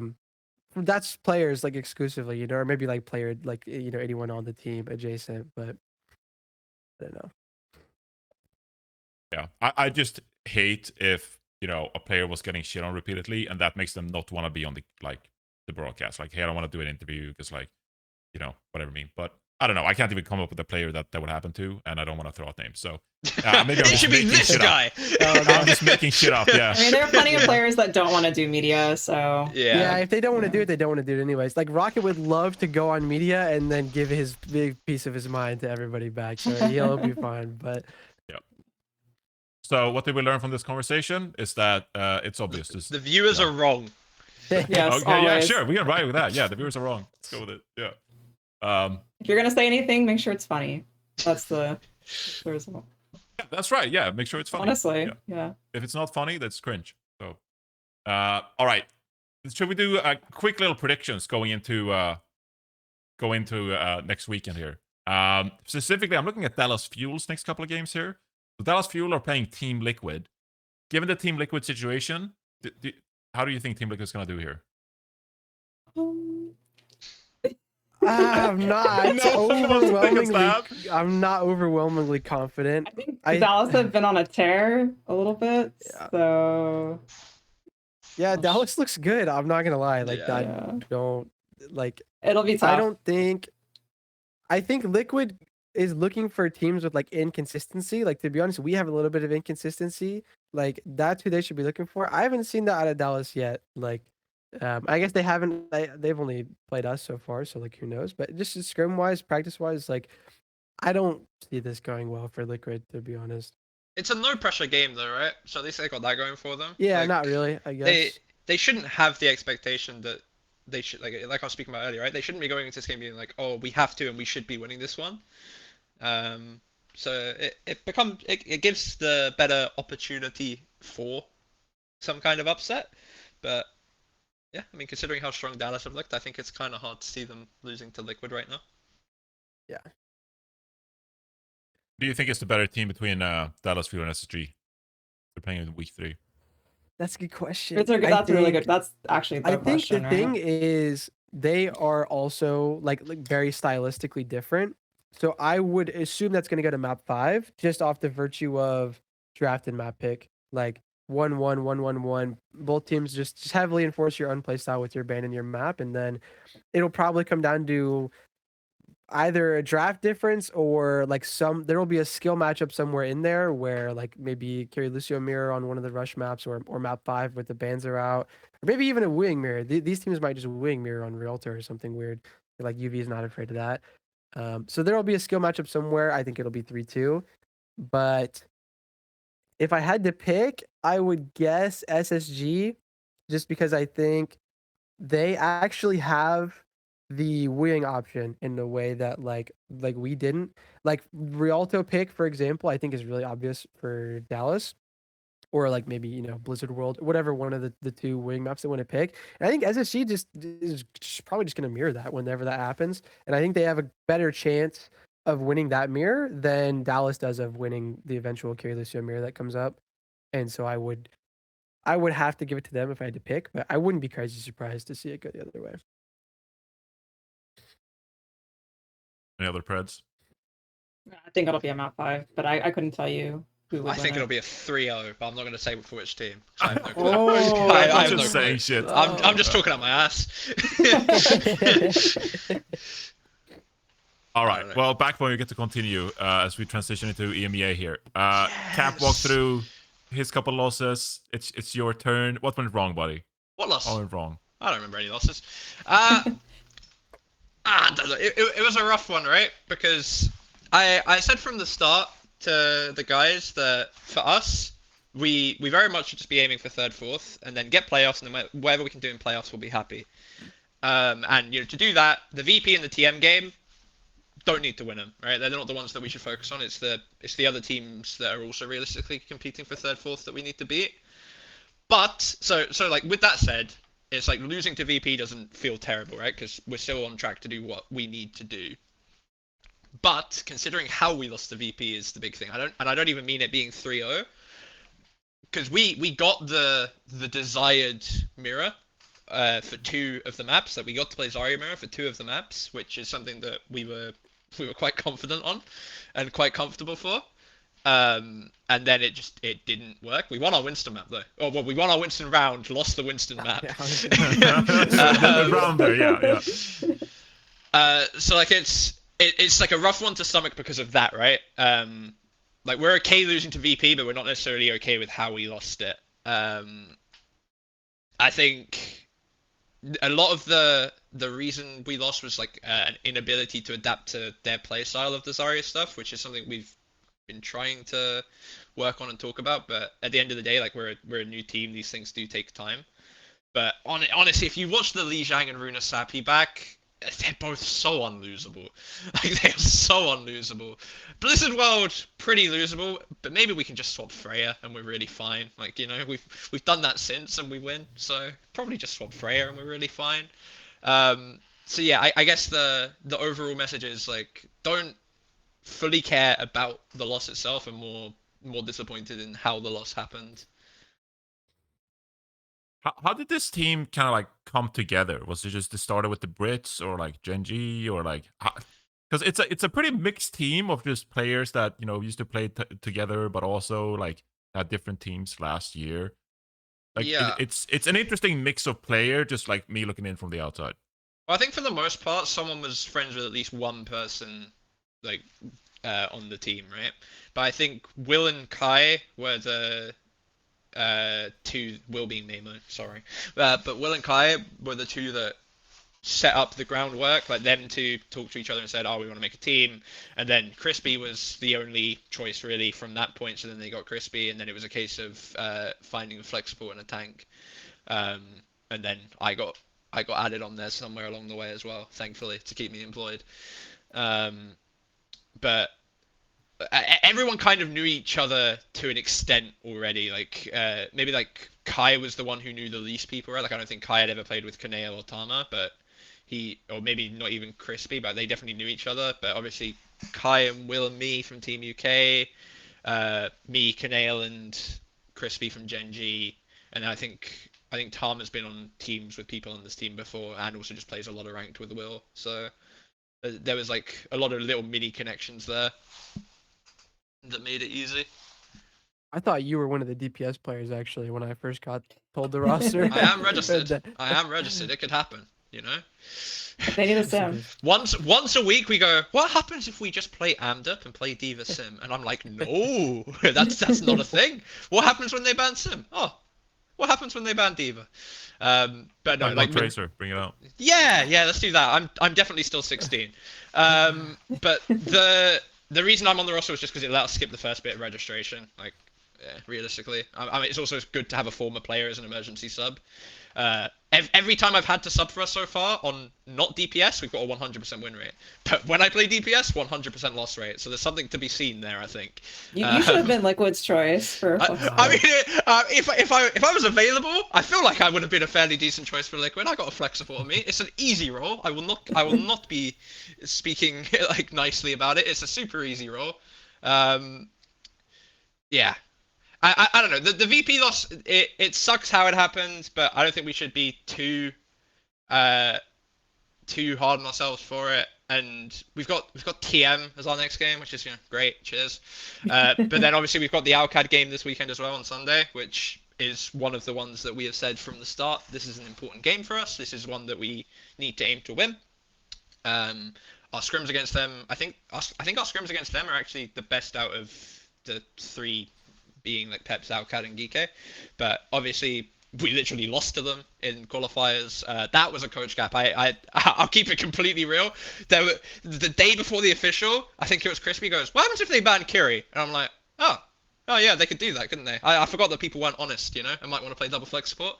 But we've prepped You're for learning that as you go. I love it. Yeah, I mean, it was my first official. I'm allowed to make one stupid mistake.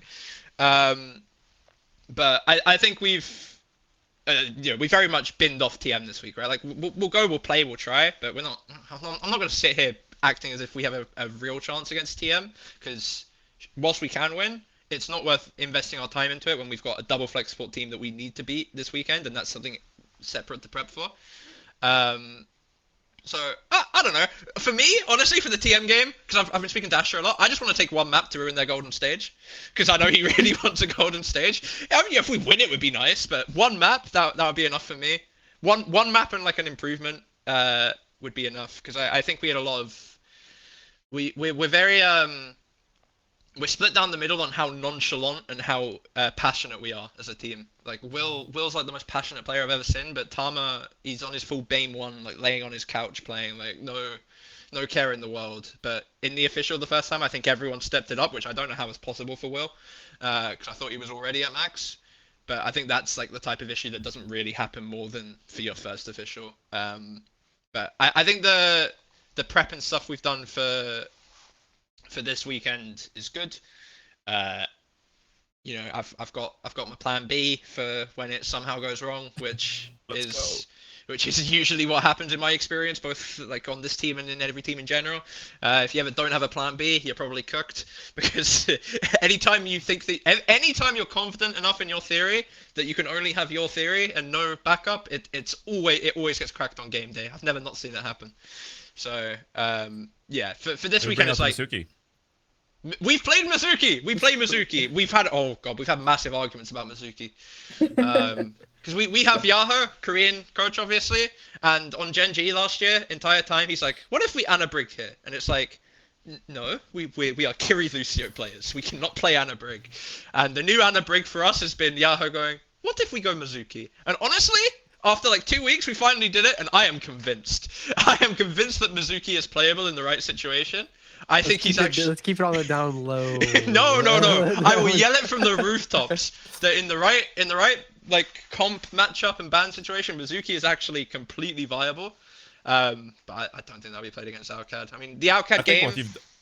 What you've done here is genius, because you brought up both Freya and Mizuki, and if you can get out one of those bans, that would be just. I don't know what you're talking about. I don't know what you're talking about. No, but obviously we know what OWCAD play. We know what we want to play into that. If it doesn't work, I'm probably losing my job. So let's maybe hopefully make it work. Pressure. Yeah, I mean, but I think we've prepped well for it, and the TM game's just kind of a it's a good game to have actually, because it's we just get to practice an official without any thought of, or like any real pressure of actually people wanting us to win or like expecting us to win, right? Like we get to just play and have that experience, so it's not too bad a situation to be in. All right. Thank you for that, Backbone. A little interview about the past weekend here. I fully recognize that this episode is going on for longer than it should be. So unfortunately, I have to go on, even though I had a couple of questions for you. My bad. Let's no, it's me as the host. I'm messing up over here. I want to talk about your opponents, Virtus Pro, because EMEA is kind of an interesting region now. It feels like it went from a 3-team region to a 2-team region because Qadsiah, obviously not as good as last year, lost a couple of key members. But Virtus Pro is like the big talking point, I feel like, for EMEA, just like how good can this roster be? Bring in Psycho, obviously Landon into this lineup. They already have Kevster. Like it's a really promising core. I was listening to Landon talking with OWTV, just like, and he believes obviously he's part of that team, just like how far they can go, like they could be a top team. Do you three agree? It's like Virtus Pro with this roster. Do you think they have the potential to be like a world class team and fight for like major titles even? I personally don't think so. I'm not gonna lie.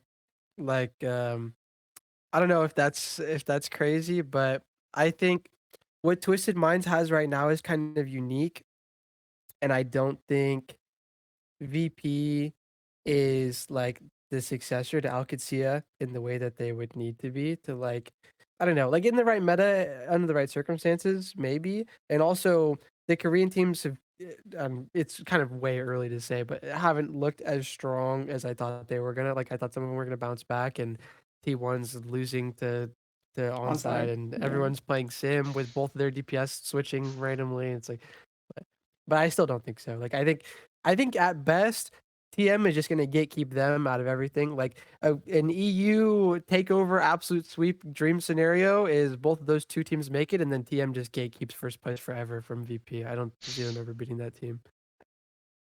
I think VP will be competitive for EMEA, but I don't think that's like a hot take. Like obviously they're gonna be like in the top of EMEA. I think it's pretty easy to say. If they're gonna be like good at LAN, I think that entirely depends on the bracket, if I'm honest. Maybe.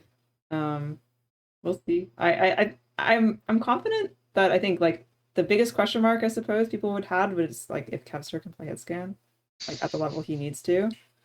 I see you shaking your head. I'm so sick of this Kev can't play Hitscan narrative.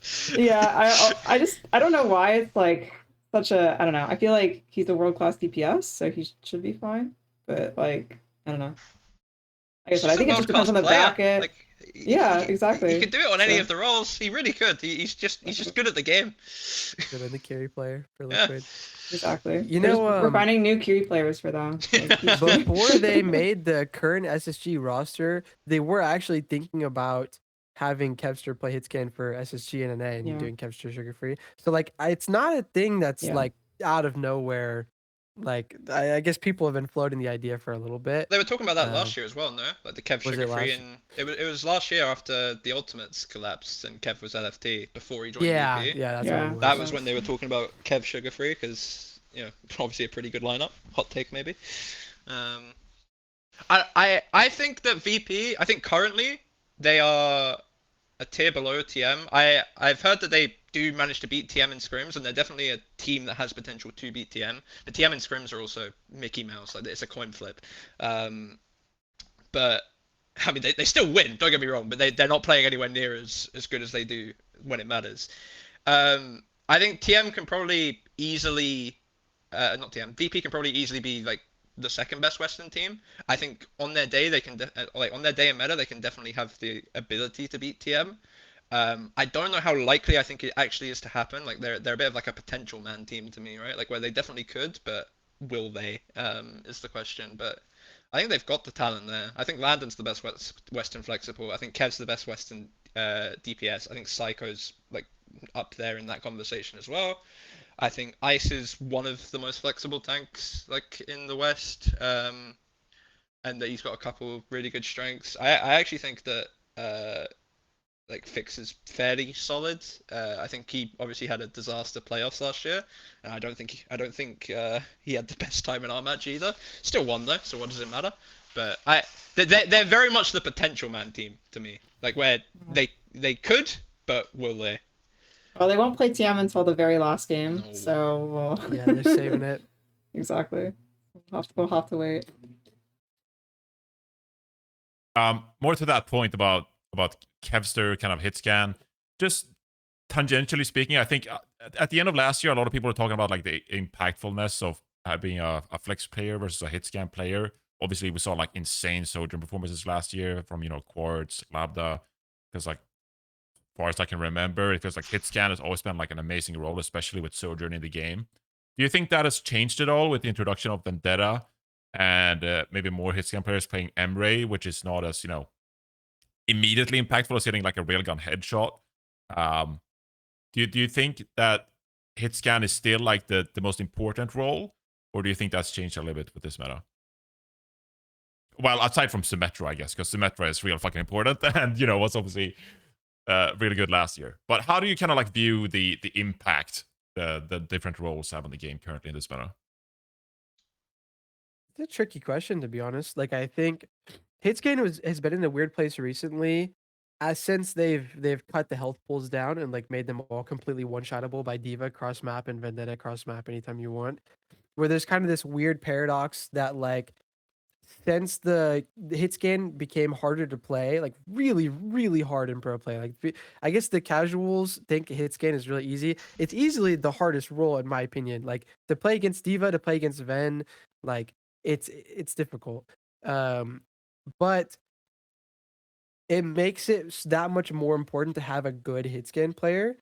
Like the good hitscan players are so much better than the bad hitscan players in this kind of meta, where it's like the differences are so important to living in your uptime and your ults and everything. But as far as most important, oh sorry, No, you finish your thoughts. I wouldn't say most important. I would say maybe top two. I think both DPS or maybe top two. I think you could argue for tank maybe, but I think probably flex DPS is still most important just because all the broken characters are in that one role right now, like between Sim and between Ven, and like the playstyle enforcement comes mostly from the flex DPS role. So not only do you have to be like good at multiple characters, but you have to like completely mindset switch between entirely different playstyles. Like the Sim, I'm controlling everything and we're going here and I'm analyzing the whole map and I'm opening my mind or whatever Backbone was talking about earlier. And Vendetta, I'm trying not to kill myself and I'm taking aggro off of, and like I'm super punishable. Everyone wants to kill me the whole time. And then Tracer, like it's tricky. I think it's harder to do and it's a little bit more impactful. But I don't think it would be ridiculous to make arguments for either one.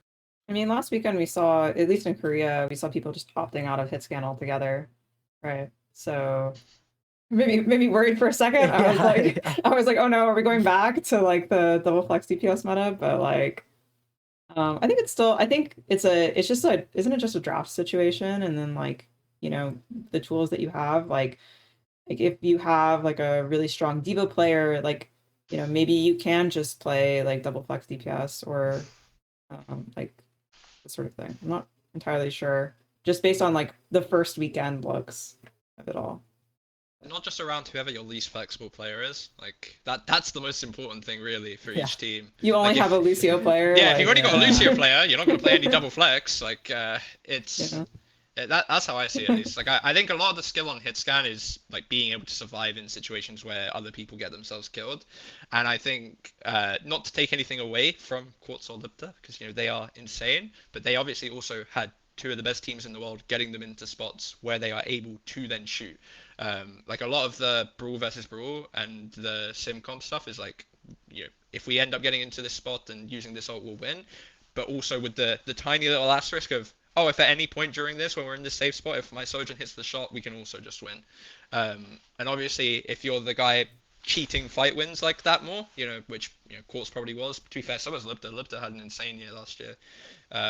Then you're a step above other hitscan players. But I think it's a lot more of a team game than people gave credit for sometimes last year. Like obviously, yes, Quartz was carrying, but you also have to get into that spot to carry before they actually get to carry. That's the way I see Who it. do you feel? I think Hitscan's go on. strong, but like just as Backbone is saying, it's like sometimes it's hard to show that you're like a really good aimer if you just don't have the right setup. So If Quartz was on it's Peps more playing team Sim, dependent role. yeah, if Quartz was on Peps playing Sim, he'll get more picks than, you know, like Zora would. No disrespect to Zora, but like he'll get more because he's Quartz, but he's not going to be able to do as much. Like it's the same with Yeah, any for role sure. in any comp, right? Like if you have the like really good players around you, you're always going to be able to do more than if you don't.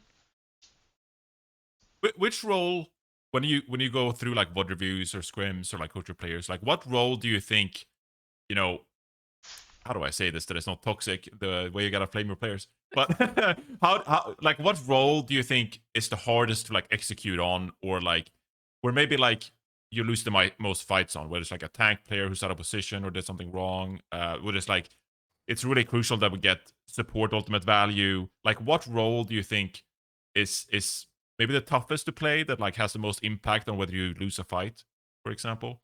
Is there any role that comes to mind that you're like we can't? I mean, both DPS for sure. Like, I think you They could make flex arguments. DPS, right? I think you could, yeah. I think you could make reasonable arguments for either flex DPS. Like it depends a lot on your playstyle, and it kind of depends a lot on the enemy team too. Because like there are kind of distinctly teams right now that like just try to spend the whole game baiting your vendetta to go in and then trying to kill him over and over again. And like those kinds of teams, like if you watch Shambali, when we played the boot camp against Team Peps, we just did that to dip over and over again. That was our whole game plan. Was just bait dip to come in, he'll come in 1v5 and we'll kill him. We did it like 3 fights in a row and held him on Shambali first, just over and over again. And so it kind of, you'll get exposed based on what kind of team you play against. But I think for sure, like those DPS roles, like if you're playing against TM, they're gonna kill your hit scan every fight. Like TVNT is gonna kill your hit scan, and maybe sometimes it's your Lucio's fault, you know. But like you'll figure out really quickly, which DPS is trolling the game. I'm gonna go against the grain a little bit here. Maybe it's more of a my team specific thing, I guess. But for me, you don't have to say that. no. There's no need I for that. mean with the comps we're playing. I'm not flaming. All right, I'm not all flaming right. With the comps, yeah, the comps. like with the comps we're playing. Yeah. But to me, it feels like if the tank fucks up at all, it's just over. Like if there's actually just even like a minor mistake, like if Will goes in and dies pre-fight, we can still win. If Tama peeks around the corner and loses all of his HP, it feels really hard to win at that point. I feel like that's a little different question though, because like for the way I was internalizing the question of like who can like solo carry a fight almost. And if they don't, then it's like really bad, because I feel like sometimes, like obviously if your tank fucks up, like the fight is going to be thrown. But there are a lot of times where like if somebody else is fucking up, your tank is going to be useless, right? And I feel like in my head that's kind of like flex DPS almost. But you could also argue it's flex support, right? But I wouldn't call flex support hard. Whichever one you want. Yeah. Like so I wouldn't call flex support particularly challenging, like of all the rules, like. You know, I mean, I'm not trying to like come up with science here. Like this is just vibes. So Well, no, I'm not if expecting tank- like a concrete answer. if your tank is useless, it's GG for everybody, right? Like, you know, if my hit scan is like maybe he's not hitting a ton of headshots, but he's not dying, like you can still win fights. It also just depends on the comp, like so much. Like if you're playing in a way where you need your vendetta to mark this one angle, and he's not doing it, then yeah, no one gets to have fun. But if you're playing in a way where your tank needs to hold this corner, or you know, hold a certain bridge on Lijiang Garden, and he gives it each and every time, then you're probably not having fun, right? Like it's dependent. It's like it swaps between maps, like comps, ult situations. Like it's not. I don't think there's like a blanket answer. If there is a blanket answer, for me, it would probably be tank, because you know, tank is pretty important. But it's a fairly subjective one, I would say. All right, thank you for amusing my little a little weird question right there. I appreciate it. Just a little bit of discussion. We were gonna spend a little bit more time on this, but I guess we can quickly kind of go through it. Is Peps, because they had a pretty damning first week here, and I feel like they're one of the teams in the EMEA that's worth talking about now. I think. I guess I'm asking you guys, was I wrong? The entire broadcast, we predicted Peps to actually beat Qadsiah here. Were we just way out of line? like, are we overrating Peps? And I think Backbone has thoughts on this after the way Peps qualified for the World Finals last year, which, you know, maybe they gained quite a bit of clout by making it the way they did. Poor Exodio, like, damn. I just hate to don't see rate. it. I just don't rate the Qadsiah roster, so I think that's more like my hangup. Yeah, like Yeah. that's what I thought. I looked at that backline and I was like, this is going to be hard to make work, and they made it work, which, you know, credit to them. But before I had seen either of these teams in an official match, I was like, or well, I guess I'd seen Peps from, you know, they stuck together. But I was like, oh, Peps will figure out how to beat Qadsiah here. And I don't know, outside I of the don't think Hazard, so. they did not look good. Yeah, I think it was the Mm. kind of out of line. Not gonna lie, like I actually have a lot of respect with how Peps are taking this stage, because they're going their own direction with the Has. They're not just meta slaving. I hated what they did at the end of stage 3, where the week before our game where the incident occurred, they just sat playing Symmetra against TM for like 4 hours a day, and it's like you're not going to win on that. Like, I mean, It's a losing I guess they game. literally did win, but like it wasn't ideal. They were just like meta slaving. They weren't playing to their strengths. I think Willie's is, you know, pretty good at Has. Playing towards your strengths is always good. It makes it harder to prep. I think the reality for EU is that there's a fairly clear tier break of TM, and then maybe like a half a tier break VP, and then a tier break, and then the rest of us. Geek's probably leading towards the top of that. Like maybe Geek's got half of one. Right, but it feels very open as a viewer. Yeah, I do think it's open. I think like on the right day, any of them can beat the other. And honestly, these, like I said earlier, these are the make or break games for the 4 teams, right? Like, there's no way that Peps are happy walking out of that game losing it, because it is one of the ones you have to win. Yeah, no. Alcad are like, as well, I don't want to say they're the one of the weaker looking teams, but they're one of the teams that you should at least feel more confident prepping for, right? Like you know exactly what they're going to play. You know you're going to get double flex stuff. So like I think it's one of those where either way both teams would be disappointed losing this one, because it's one of the people you're actively competing with for survival. Yeah, I guess I was a little surprised by like how they came out, and they just didn't look that comfortable in the meta. Like, I think there's, you know, Dip is obviously way more comfortable with a Tracer player than he is a Vendetta player, and then you have to like play around that. So it looked great when they came in and played Hazard on map 3, and they were rolling. Yeah. And then, you know, they're playing double flex support comps on Midtown on map 4, which was also a very interesting neutral going on in the second point. But I don't know if it's true anymore, but at least at the start, Dip was definitely one of the better Vendetta players in the region. Like, you think? Okay. 100% actually at the start. I'm not sure if that still holds true, but definitely at the start. So yeah, I mean it's rough, right? 'Cause especially if like we just look at the official, where it obviously doesn't go that great. But yeah, I don't know. Even if Peps end up, I mean, no one's gonna losing, look good losing, right? But... No, of course not. But like I do have a lot of respect for the fact that they've actually tried to do something other than just meta slave for once. So big ups. Be good if you he win. said he though. respects that decision, but he didn't say he was expecting them to win this match. No comments. No, I think Alcad are like really annoying, because you actually have to spend your entire week looking at them really, and the double flex maps are like difficult if you're not wanting to play D.Va, right? And like Peps aren't really wanting to play D.Va. Like it's an option for them. Like I think they view it as more of an option than we do necessarily, maybe. But you know that Midtown support ban is a rough one. Like it's not an easy map to go into. So it's hard to say that I thought they were going to win. I actually think I was expecting them to win, because I think we had a really dominant Alcad scrim right before. But it's one of these things where it's just like the day they play, like on a different day, Peps win. You know, like it is that close, I think, right? Like I don't think there's a clear gap between the teams. I think it's kind of hard to go to map 5 if there is, but yeah.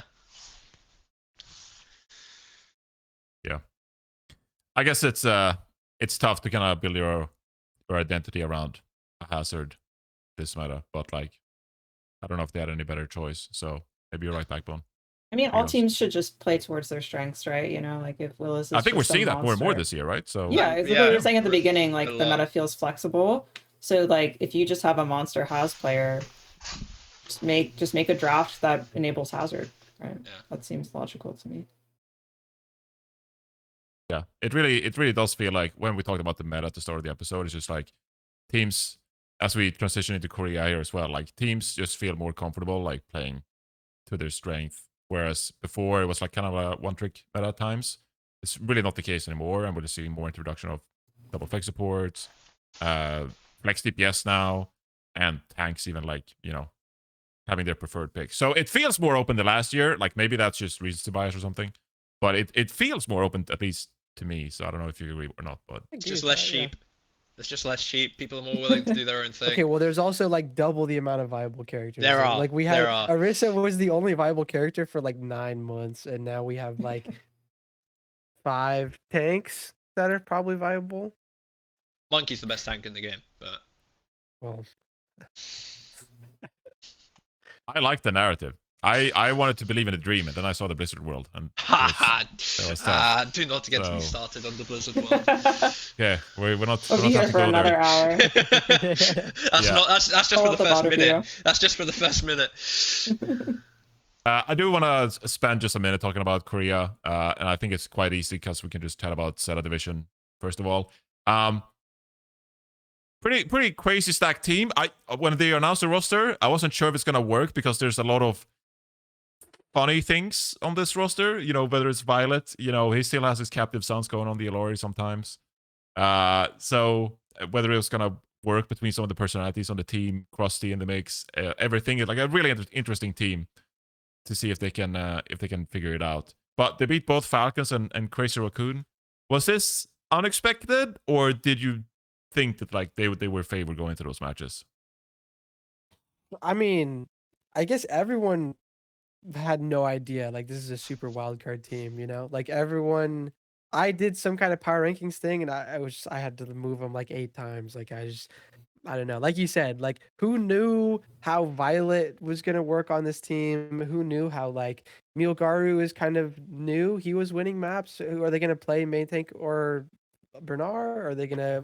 What are Proper and Knife even gonna play? Who's gonna play Hitscan? Even Like, Knife could spend like a journeyman. Yeah, there's just so many question marks. Like I personally thought that they could have won these matches. I didn't think they were gonna beat Falcons, but I thought they could have beat Crazy Raccoon. So like I wasn't floored, but I was definitely surprised to see them winning instantly. Like I had kind of assumed maybe this team would take some time to like figure out what their style is, figure out who's gonna play the majority of what, but to see them win just like right out of the gate is like that was more surprising to me than like if they had won later on. I think How the much do question you- was always going to be if they could get double flex to work, right? Like, Yeah. if they could find that path, then you look at their team and it's pretty scary, pretty good. Yeah. And obviously it's like fortunate to an extent that meta allows it, but also like some of the stuff they were doing, like they're thinking outside the box to make things work. So Yeah, this is what I was going to ask. Is like, how much do we think the extent is like, they're playing things that maybe people are not consistently scrimming against, this sort of thing. Like they're just pulling out some creativity, I guess. I think the biggest factor is that Korean teams have no idea how to ban at all. Like they literally are so bad at it. It's insane. And when I watch these matches back, I was expecting to like pull up the codes and see whatever. And before I even got to the codes, I was just like absolutely floored at the way that the bans came out in these matches that's allowing ZETA to get away with what they're getting away with. Because like Backbone said earlier, like it's unfortunate that the meta allows for double flex, but it really doesn't. Like there's tons of ways to stop double flex if you know what you're doing. But they go into in the Crazy Raccoon match, Crazy Raccoon puts Junbin in. And you in OWCS, I face it does this a different way too, which I didn't even know until very recently. But in OWCS, you put the roster in first, and then you do the bans after. So they put Junbin in, which means obviously we're playing monkey, right? Maybe we're playing ball, but we're playing monkey. So what we should do this map on Survasa is protect tank, so they don't ban monkey, and they banned Cass, which I have literally no explanation for. Like I actually want to play monkey into Cass. It's that simple, I've never bro. seen a worse draft in my life. Monkey gets banned, and then Junbin plays a whole map of Diva. It's like, what in your draft process led you to the flowchart that Junbin playing a whole map of Diva is actually totally okay in this series? Like, I can't imagine what was going on. But I think that some of the I can't answer. I don't know. Maybe there a person isn't- had already been banned or something, you know? I have no idea. No, I think the Korean coaches are fraudulent at banning. Like they are not, they do not think about things properly. Because I looked at some of the bans for the Zeta games, and there are maps where like there'll be no support protects ban, and it's it's a map where double flex is viable. I mean, basically every map is except maybe like Atlas in the pool right now. I don't know if Korea has a Yeah. different pool actually. It's the same. But and then there'll be nothing to stop it. There'll be no attempt to stop it. Yeah. And it's like, oh, okay, sure. But I think like the stuff that they're doing, like the bat brick stuff with the sim is really really good. Like the like almost like bunker style sim, like even into Diva Lucio Kiri, it has legs and it's playable. And the fact that they've found it and obviously they're going to be good at it. Like I think hot take, but Shu and Violet are pretty good at the game. The fact that they have the options to do stuff like that, and it's not always just gonna be like, oh, Anna Kiri, Anna Zen, actually makes it kind of hard to ban them out in certain cases too. Yeah, no, I I was, kind of agree with you. Oh, sorry. No, go for it. Go for it. Yeah, I think the Korean coaches are mega fraudulent drafters. Like I guess credit to them. Like they spent 7 years learning how to play the game or whatever they've been doing over there, which is like good on them. But I've been saying this forever. Like even in the tournaments where like I could tell towards the start of 2025 that they were gonna eventually lose to one of the Western teams because they just haven't been learning how to ban. They just don't care at all. Like the Western teams have been, oh, we're gonna ban this here, we're gonna play this. And I tune into Korea, they're banning Junk and Mercy every map, and then they're handshaking. Okay, we're gonna play Dive Mirror this map, and it's like that's not how they're gonna do it at the tournament. Like that's not. And finally, Zeta's come in, and they're the first team to kind of like do the Backbone's first official. What if we ban Kiri? And the other team is like, well, I don't know. Like, what if they ban jumping off Monkey? Hopefully that doesn't happen. And then it happens, and now like, I don't know. I don't know if they're gonna figure it out. So I actually did watch an interview. Commander X was talking to Junkbuck about joining Falcons, and Junkbuck had the same comments about the bans actually, and he said that the EMEA teams, and he obviously don't want to give him the secrets, but he said the EMEA teams are more quote unquote practical with the bans. He didn't really want to give it away. So can you kind of give us an in here, like what are you looking for with the bans? Because I think most of the fucking viewers as well, like we're not in scrims and we're not talking about the philosophy of bans. Like this is not public knowledge, right? And so I think a lot of people are trying to figure out why teams banned a certain way, and if you're watching Korea, it's even harder to figure out why they banned something. But when you guys are banning, we've got 3 coaches right here. Like, what are some of the most important things I didn't expect a Kiri ban. Don't ask my opinion on this. Okay, well, I think I definitely know Good what he bans means by 101. practical. Like when bans first started happening, it was like 2024 EWC was the first tournament, I think. Right away you could see the different approaches to it, which was that camp 1 was that we're going to actually ban in every scrim and pretend it's a match and use the real ban that we would ban here and like make their comp as bad as we can and our comp as good as it can, even if it might theoretically hinder the practice because like they're playing it's just we're Infected's in and we're banning Monkey and he's just like he's just playing Diva. Some teams think it's not good. I don't want to practice against Infected on Diva. It's a waste of time, But then some teams think that like actually practicing your bans in this, like the scrim is the time to practice your bans. How do you know if what you're going to ban and whether it works if you're not practicing your bans every day? Are you just going to, hope that you figure it out on match day, like just by thinking about it?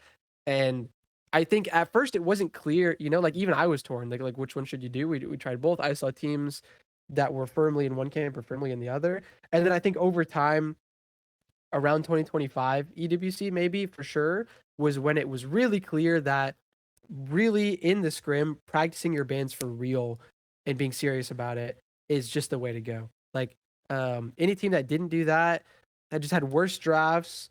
was practicing stuff that just like they wouldn't get to play in the match because that's just not the way that the draft would work in the match. There are teams still to this day that just don't ban in scrims. Like if we do like versus one of the lower two teams, we do a scrim versus them, they'll just use fake bans the whole time, or we'll just say, do you guys just want to do no bans if you're not going to do real bans? Yeah, let's do no bans. And it's like we're just going to play 6 maps of Kiri, Lucio, Diva, Tracer. Like this is never going to happen ever. And I think by practical, he just means like they actually do them, like they actually practice them the real way. And I just don't think Korea's doing that. Yeah, I think most of the time when you're thinking about a draft, most of the time you kind of have at a minimum like 2 directions. You have like one direction that you really like, and then most of the time you have to think about like what would like what part of this is most important, right? And what would like make that like unplayable? Do I need to protect like if we don't have Diva, is our whole comp shit? So I have to ban a tank just so like we have Diva available, and all the other pieces can change, and that's fine, right? And then obviously, like I think most of the time what we used to do in OWCS is like we would do like loser does pick and ban, so that way like you would never have to like first ban on a map that you would never pick in the first place, right? Something like that. So just trying to simulate the official as much as possible. And then sometimes you actually do learn a lot. If you do a draft, you're like, oh, this draft is so good. And the enemy team then just throws the Thanos ban on, and then now your comp is unplayable. You actually learn that in the scrim as opposed to in the official, and that's really informative. Yeah. Like, oh, wow, the Curie ban was actually really important. I need to then have like a little bit of a like, okay, so this is the direction that we want to go. I'm going to ban this. And if they do happen to ban Curie, then I have like a plan B, right? And then so on and so forth. So that's like generally how you would think about it. But I definitely agree with that. You actually, I mean, sometimes teams will just like ego ban for the entire block. Like you're saying, you're just like, I'm just banning Mercy. Just ban Junk, Hog, Mercy, and Lifeweaver. And I mean, some of them is like it's real in the sense of like, you know, like if you do have a really limited backline, like really limited, like you only have a Lucio player, like you might need to be using more random support bans, especially early. And then sometimes, you know, you're like, I actually just don't have a good ban in this situation, so let's just ban Hog. But like, I'd say 99% of the time you should have a good ban. Maybe not the later maps, not so much, but like, especially the early maps, you should definitely have like something that's really impactful to the matchup. Yeah, I agree with a lot of what's said. I also think, I don't know, at least in EU maybe, people look at the players like a lot when it comes to bans. Like a lot of the, because I think fundamentally it's what makes our comp easier, or what makes what we want to play easier, and what makes them what they want to play harder. And you know, if they've got a guy who is really good at one thing and bad at another, then just not let him play it.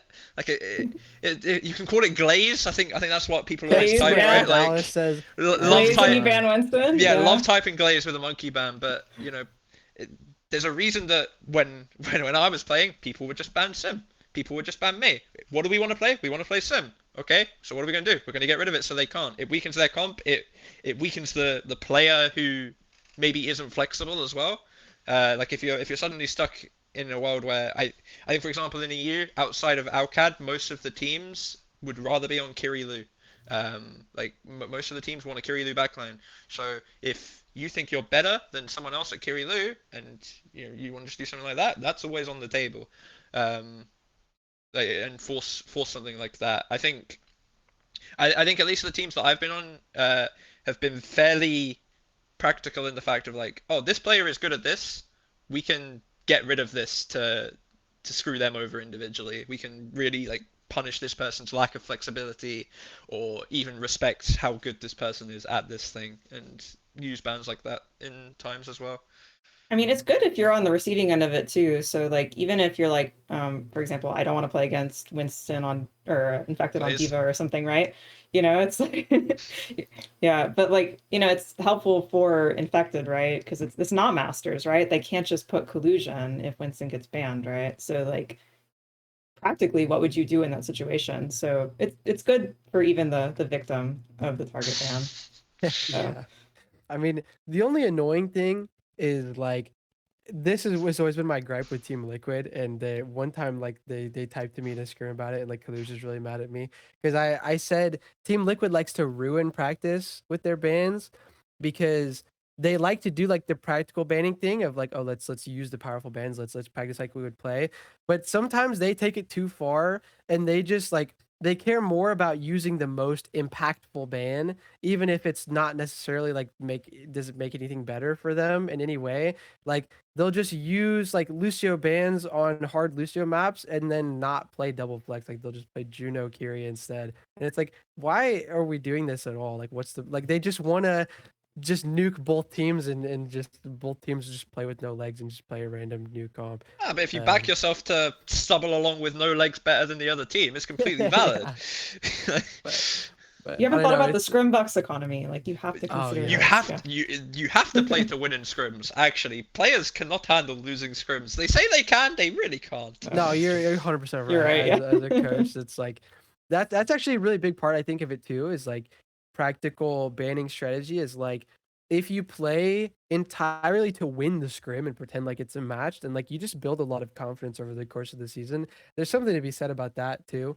And like if you're the team that's constantly getting out drafted or like you're not taking it as seriously and you're just losing every day and they post the replay codes and it's all red in your channel, it's like this kind of sucks. It's just a lot less fun.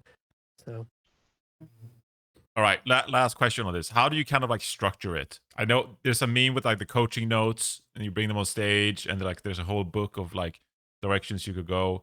I feel like it's a really like, is it over? Like, how complicated is it? Like, is it fairly straightforward to you guys? Like, how do you systemize? You know, because you got map picks, you got what if they ban this first, and then we don't have our ban later in the or like.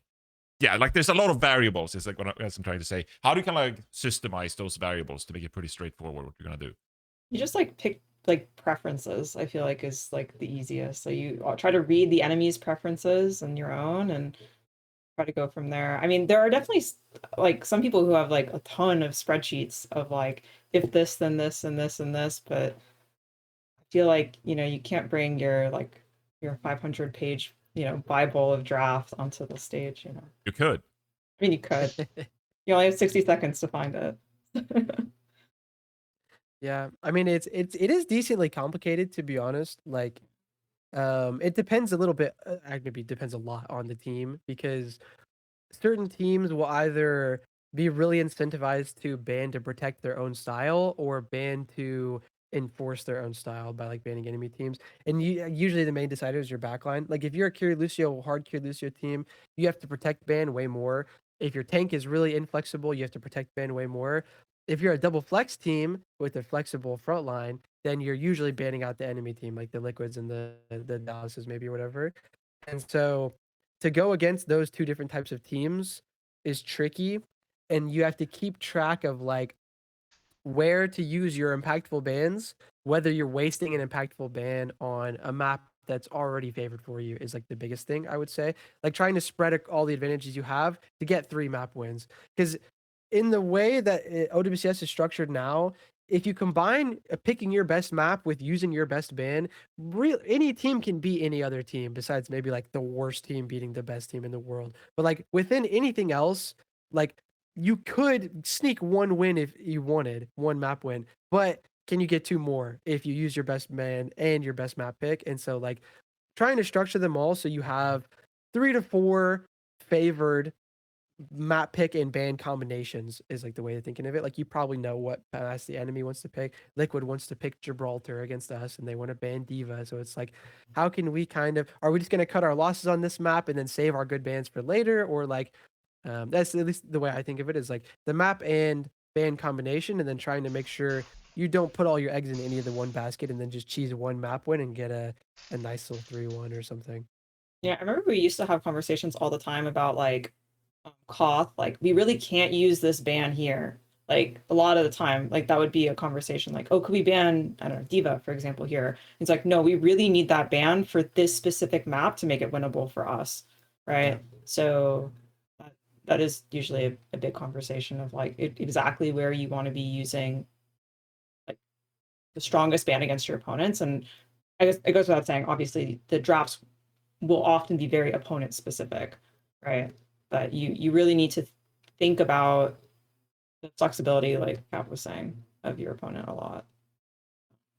It's an endless conversation too. It I've heard is. that we should ban Yeah. D.Va into every if we could ban D.Va every map. D.Va every Oh, If yeah. we could ban map. D.Va every map, we'd be the best team in the game at this point. I'm Let's convinced. do it like Marvel Rivals. They get like 18 bans a map. Yeah, Crazy. And they're it's all one-sided just, too. it's all just dependent on the team and everything. There's a lot of if X then Y, but sometimes it's a little bit more than that. All right, thank you for going through bans 101. I appreciate it. It's a nice little knowledge drop. Just ban Hog, protect D.Va, Yeah. Ban ban D.Va. Mercy, Every Junkrat. Mercy, Lifeweaver, all of the support protects. But So we're kind of getting towards the end of the episode here. I've kept you guys longer than I said I would. This is the point where Backbone gets tired. I get hungry. I don't know about the other North Americans here, so can I want to get off pretty soon? Okay, yeah, everyone's nodding. Everyone's hungry. I was going to ask about the no hit scan comps, but we don't have to do that. We don't have to talk about the Fake. the They're Vendetta fake. Tracer Fake. comps. And I kind of stuff like agree. that. I think it's fake Oh. also. I think it's going away real soon. I think that's Every coming back. patch, people do double flex into hit scan, and hit scan feels rough, and then people just are like, what if I just They just run learn. away? Yeah, what if I just I'll do say- this and run away? Okay, I watched Esperanca. I think it was the ZETA versus Falcons where they were playing like the D.Va Ven Sim mirror, and I don't think it would fly at all against Twisted Minds. I think the reason that it happened, and this is way stupider than I think most people are giving credit for, is that both those teams, if you watch them on Esperanca, are stacking as 5 and shooting the enemy D.Va as hard as they can until one of the D.Vas dies. And that's how they're playing this matchup. And I think they've picked Ven Sim because Ven and Sim are both very good at shooting D.Va, and that's how they want to play the comp. And they just all sit together and they have extra health and they just shoot the enemy D.Va until he dies. And I don't believe in that at all. I just think it's not going to work long term. But That sounds like the most insane theory. Just like, just shoot the diva. it was really horrible to watch. Like when I pulled the codes back up, I watched like a 1 minute long Esperanca neutral where they just sat and shot the divas for a full minute until someone died. But I'm not gonna lie. I think it was Li Jiang. Sim might have even been banned. I don't have the Wikipedia in front of me, but I think Sim was even banned, and they played like Vent Tracer did ZETA Division. I was like, yeah, Yeah. I'm kind of on in. Control Center. I'm kind of in for a map of Tracer Vent. It was pretty fun not seeing a hit scan in the game. So I don't know. Will it stick around? I don't know, but it was quite entertaining to not have a hit scan in the game. So I'll say that. But that's also coming from someone who was a big fan of like Genji Tracer, back when the game was very young. So all right. Okay, no one agrees with me. Everyone's hungry and tired. Thank you so much for being part of this episode. Backbone, Ray, and Cap. Hey, I really appreciate this episode. There was some was great fun. conversations here. So thank you so much, everybody, for coming on. Thanks for having me. Thank you. Appreciate it. All right. And then final shout out goes to Solomon as well, the GOAT producer. Thank you so much, Solomon, for waking up, producing the show, being the most awesome member of the cast. So shout out Solomon as well. All right, Backbone, Ray, Cap, thank you so much once again for joining us for an episode of Plat Chat. Will we be back next week? I don't know. Goodbye. Goodbye.